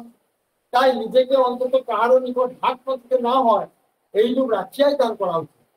দান করিয়াই যদি নিজেকে ভিক্ষা করিতে বাহির হইতে হয়, তেমন করা অপেক্ষা না করাই ভালো। যা হোক, দৈত্যরাজ প্রহ্লাদের নাতি মহারাজ বলিভট্টুকে বলিলেন, আপনি কি অভিলাষ করেছেন বলুন, না ব্রাহ্মণকে আমার অদেয় কিছু নাই। বলিরাজ এখন বলছেন ওই ব্রাহ্মণদেরকে বলছে যে আপনি কি চান, আপনি যখন আমার কাছে দয়া করে এসেছেন ব্রহ্মচারী, তা আপনি বলুন আমার কাছে কি চান, আমি সেটাই দেবো। গর্বে কথাটি বলছে। তখন ব্রাহ্মণদের বললেন, আমি আপনি যদি দিতেই চাইছেন তাহলে কাজ করুন, 3 পা আমাকে জমি ভিক্ষা দিন। 3 পা মাত্র, 3 পা মানে 1 পা 2 পা 3 পা, এইটি 3 পা। উনি মেপে দেখাচ্ছেন না, বলছে 3টে পা। ওনার তো সাইজ এইটুকু, ছোট্ট এইটুকু সাইজ। বলছে 3 পা মাত্র আমাকে জায়গা জমি দিন। তখন মহারাজ বলিলেন, মাত্র 3 পা জমি আপনার কি উপকারে লাগিবে? 3 পা জমি নিয়ে আপনি কি করবেন? ওইটুকু নিয়ে আপনার কি উপকার হবে? কিছু বেশি জমি লইতে ইচ্ছা করেন তো বলুন। আপনার একটু আধটু আশ্রম তো হইতে পারে, এমন একটু জায়গা নিন, যে একটা আশ্রম করার মতো তো একটু জায়গা নিন। বটু বলিলেন, আমার কোনো কিছুতে লোভ নাই, আমি সামান্য জিনিসই সন্তুষ্ট। আমি তো ব্রহ্মচারী মানুষ, আমার বিশেষ কিছু দরকার নাই, ও অল্পতেই কাজ হবে, তাই বলি। তখন বলছে যে আর একটু বেশি দেবেন না? বলে না না, ভালো দেবে, ওইটুকু দিলেই আমি সন্তুষ্ট হব। তখন ঠিক করিয়াছে, যে বলেন তাহলে ঠিক আছে। এইবারে তখন ঠিক আছে বলিয়া জলপাত্র ও কুশ লইয়া ত্রিপাদ ভূমি দানে প্রবৃত্ত হইল। এবার তিনি সংকল্প করে ওই বটু মহারাজকে, ওই আমাদের ব্রহ্মচারীজিকে, ওই ভগবানকে এবার দান করবে, ঠিক করবেন সংকল্প করে। এমন সময় গুরু শুক্রাচার্য আসিয়া, তার গুরু শুক্রাচার্য আসিয়া বলিকে ডাকিয়া গোপনে বলিলেন, খবরদার ত্রিপাদ ভূমি দান করিতে যাইও না। শিষ্যকে বলছেন, উনি ব্রাহ্মণ রূপী সাক্ষাৎ ভগবান। শুক্রাচার্য কিন্তু জানতে পেরেছিলেন যে ইনি ভগবান। ভালো করে শুনবেন, এরপরে কিন্তু প্রশ্ন করবো একটু পরে। তাহলে গুরু শুক্রাচার্য জানতে পেরেছেন উনি ভগবান।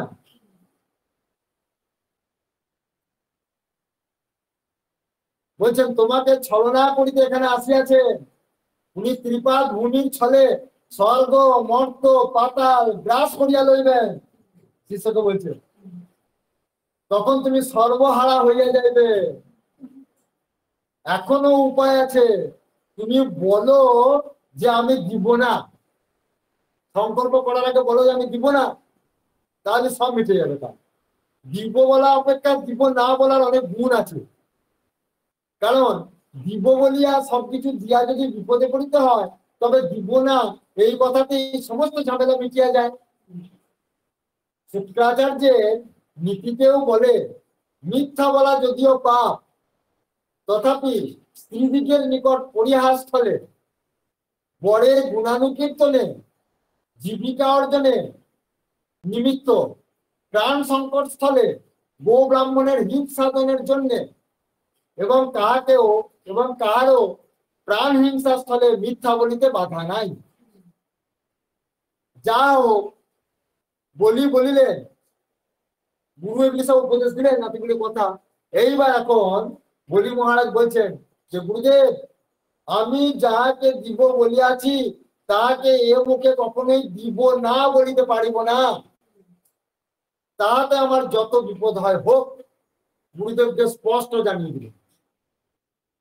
ইহা শুনিয়া গুরু শুক্রাচার্য রুষ্ট হইয়া বলিলেন, তুমি নিরয়গামী হও। রেগে বললেন, তুমি নিরয়গামী হও, অর্থাৎ তুমি নরক যাও। অভিশাপ দিয়ে দিলেন, অভিশাপ দিয়ে দিলেন, তুমি নরকগামী হও, নরকে যাও।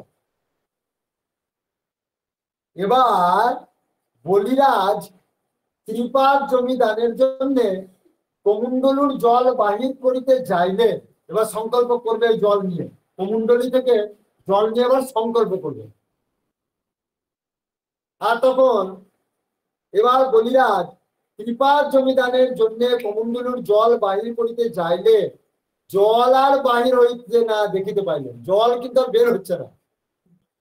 হ্যাঁ, তখন দেখছেন কি করলেন, একটা কুশের মূল ভাগ দিয়া কমণ্ডলের নলে খুঁজিয়া দেন। হ্যাঁ, অমনি চিৎকার করে উঠে, বাবারে মরলাম রে, আমার চোখে খুঁচিয়া দিল রে, কি শিষ্য করিয়াছি রে বাবা। হ্যাঁ, এখন শুক্রাচার্য ওই কমণ্ডলের ভিতরে একটা কীট হয়ে বসেছিল, কীট হয়ে। এবার ওই দুটো চোখের মধ্যে কীটে একটা চোখে খোঁচা লেগে গেছে, চিৎকার করে উঠেছে, বলে যে শিষ্য এমন শিষ্য করেছে যে আমাকে একটা চোখ মুখ কানা করে দিল। হ্যাঁ, অর্থাৎ শিষ্য হিতাকাঙ্ক্ষী শুক্রাচার্য একটা কীট রূপে কমণ্ডলুর নলের মুখ আটকাইয়া রাখিয়াছিল, যাহাতে বলি জল সেচের দ্বারা বটুকে ত্রিপাদ জমি দান করিতে না পারে। মানে গুরু চেষ্টা করছে যে যাতে না দান করতে না পারে, শিষ্যকে মানে শিষ্যকে বাঁচাতে চাইছে। হ্যাঁ, কিন্তু শিষ্য কি করলো, খুঁজে দিল। সেই থেকে শুক্রাচার্যের একটা চোখ কানা হয়েই থাকে। বুঝে দেবেন শুক্রাচার্যকে দেখবেন যখন অভিনয় দেখবেন দেখায় যে একটা চোখ কানা। যা হোক, বলি যেই ত্রিপাদ ভূমি বামন দেবকে দান করিয়া দিলেন, গুরুর কথা শুনলেন না, অমনি বামন দক্ষিণ পাদকে ঊর্ধ্বলোকে চালাইয়া দিল। একবারে স্বর্গ, একবারে ব্রহ্মলোক পর্যন্ত, ওপরে সপ্ত লোক একদম পা একবারে নিয়ে চলে গেল। ও বাম পাদকে নিম্ন দিকে পাতালের দিকে নিয়ে যেত, এবার পাতালের দিকে নিম্ন দিকে সপ্ত লোক, মানে 14 ভুবন একবারে নিয়ে নিল দুটো পায়ে, দুটো পায়ে একবারে ত্রিভুবন। তাই বলছে দক্ষিণ পাদকে ঊর্ধ্বলোকে লইয়া গেল এবং বাম পাদকে নিম্নলোকে পাতালের দিকে লইয়া গেল। তাহাতে তো বামনের দুই পাদে ত্রিলোক ব্রহ্মাণ্ড গ্রাস হইয়া গেল।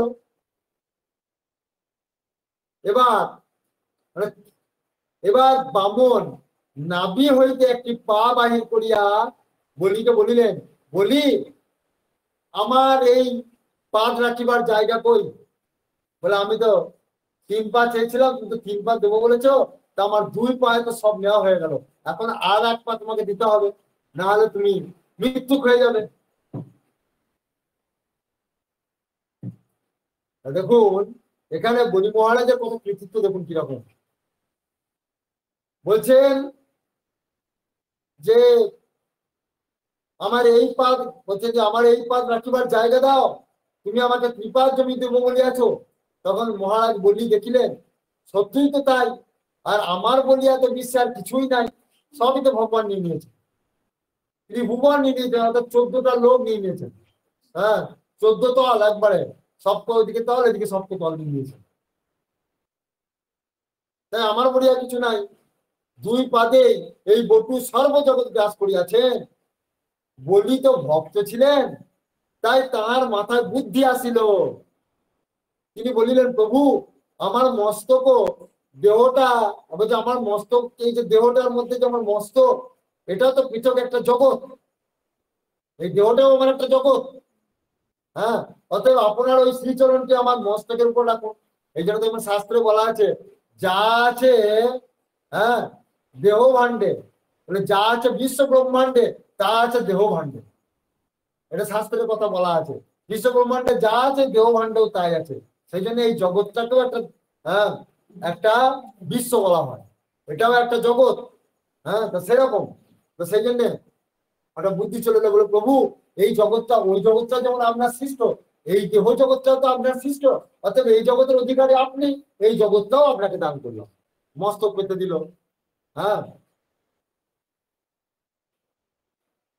তাই বলেন আপনার ওই কতখানি আমার মস্তকে রাখুন প্রভু। তথাস্তু বলিয়া ভগবান বামন বলির মস্তকে পাদ পদ্ম রাখিয়া বলিকে গ্রাস করিলেন, অর্থাৎ আপন করিয়া লইলেন। এখন ভক্ত প্রহ্লাদের নাতি ভক্ত বলছে, এখন ভক্ত প্রহ্লাদের নাতি ভক্ত বলি, তিনি তো ভক্ত প্রহ্লাদের নাতি, প্রহ্লাদের নাতি। হ্যাঁ, মানে বলির বাবার নাম হচ্ছে বিরোচন। হ্যাঁ, তাই বলছেন ভক্ত প্রহ্লাদের নাতি ভক্ত বলির কি গুরু সাপে নরক গমন করিতে পারে? কখনোই না। তাই নিলয়ে অর্থাৎ নরকের অর্থ হলো নিলয়, অর্থাৎ স্বর্গ হইয়া গেল। হ্যাঁ, কারণ র ল অক্ষর দুইটি অভেদ, শাস্ত্রে র আর ল কে একই বলা হয়েছে। হ্যাঁ, শ্রী ভগবত চরণে সর্বস্ব নিবেদিত মহারাজ বলি বৈকুণ্ঠ ধামে গমন করিলেন। সর্বাত্মা নিবেদনে বলিরভূত প্রহ্লাদত্ত নবদা ভক্তির মধ্যে সর্বশ্রেষ্ঠ ভক্তি হইল শ্রী ভগবানের আত্মনিবেদন। 9 প্রকার ভক্তির মধ্যে সর্বশ্রেষ্ঠ ভক্তি কি? আত্মনিবেদন, যেটি বলি মহারাজ নিজে দেখিয়েছেন। হ্যাঁ, তাহা একমাত্র মহারাজ বলিরই আছে। তাই মহারাজ বলি ভক্ত জগতে শ্রী ভগবানের শ্রেষ্ঠ ভক্ত। এইখানে আজকে ভাগবতী কথার মাহাত্ম এবং আজকে আমাদের ভাগবতের বিষয় এখানে বিশ্রাম লাভ করুক। আর এই প্রসঙ্গে দুটি প্রশ্ন আপনাদের কাছে করব, আপনারা বলুন। এখন আমার ভার্চুয়াল সঙ্গে মা বাবাদের উদ্দেশ্যেও বলছি, আর আমাদের এখানকার মা বাবাদের উদ্দেশ্যেও বলছি যে এই যে আমরা তখন পাঠটি করলাম, এই পাঠের মাধ্যমে গুরু তো অভিশাপ দিল শিষ্যকে, গুরুর অভিশাপ তো শিষ্যকে লাগবেই, এটা তো শিওর। কারণ সদ্গুরুর অভিশাপ শিষ্যকে যদি দিয়ে দেন তা সেটা লাগবেই লাগবে, সে যত বড়ই ভগবানের ভক্ত হবে। কিন্তু এখানে তো ব্যতিক্রম হলো কেন? কথাটা কি মিথ্যা বলছি না সত্য বলছি সেটা আগে বলতে হবে। আমি কি মিথ্যা বলছি না সত্য বলছি? মানে যেটা মনে হচ্ছে সেটা বলবেন, মনের কথা বলবেন না, মানে আমাকে ঢেকে কোনো কথা বলবেন না। খোলাখুলি আলোচনার মধ্যে আসবো তো, এই জন্যে দেখুন মজার ব্যাপার, সদ্গুরু তো ভগবানের থেকেও বড়। ব্যাপারটা বুঝুন, সদ্গুরু যদি কোনো শিষ্যের উপর রুষ্ট হয় তা ভগবানের বাপের সাধ্যি নাই যে তাকে রক্ষা করে।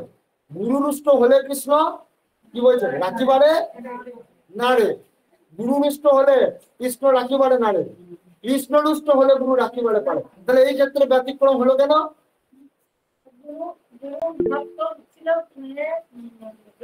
হ্যাঁ, কিন্তু গুরুর ভক্ত হলে তো তার আদেশ পালন করবে, গুরুর ভক্ত হলে তো আদেশ পালন করবে, আদেশ তো পালন করে নাই। তাহলে কি হলো?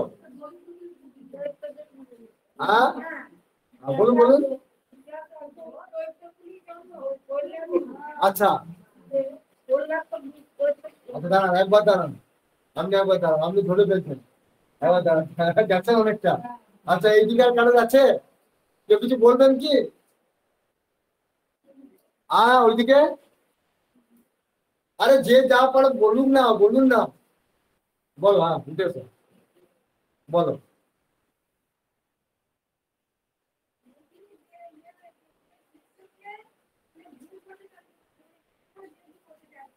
বাহ, দাঁড়াও দাঁড়াও দাঁড়াও, ধরে ফেলছো তো, ঠিক, দাও, সুন্দর। আচ্ছা, আমার ভাই ফেল মা বাবাদের বলছি, কারো কিছু বলার ইচ্ছা আছে এই ব্যাপারটা? গুরুর অভিশাপ কেন কাজে লাগলো না?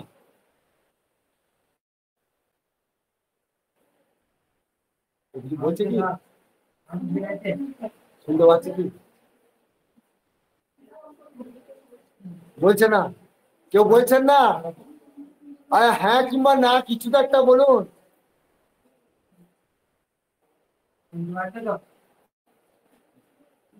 বলছে না?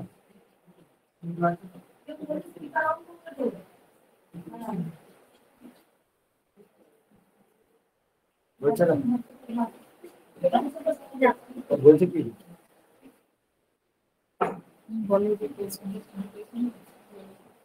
বলছি সবাই কি আমার প্রশ্নটা শুনতে পেয়েছেন?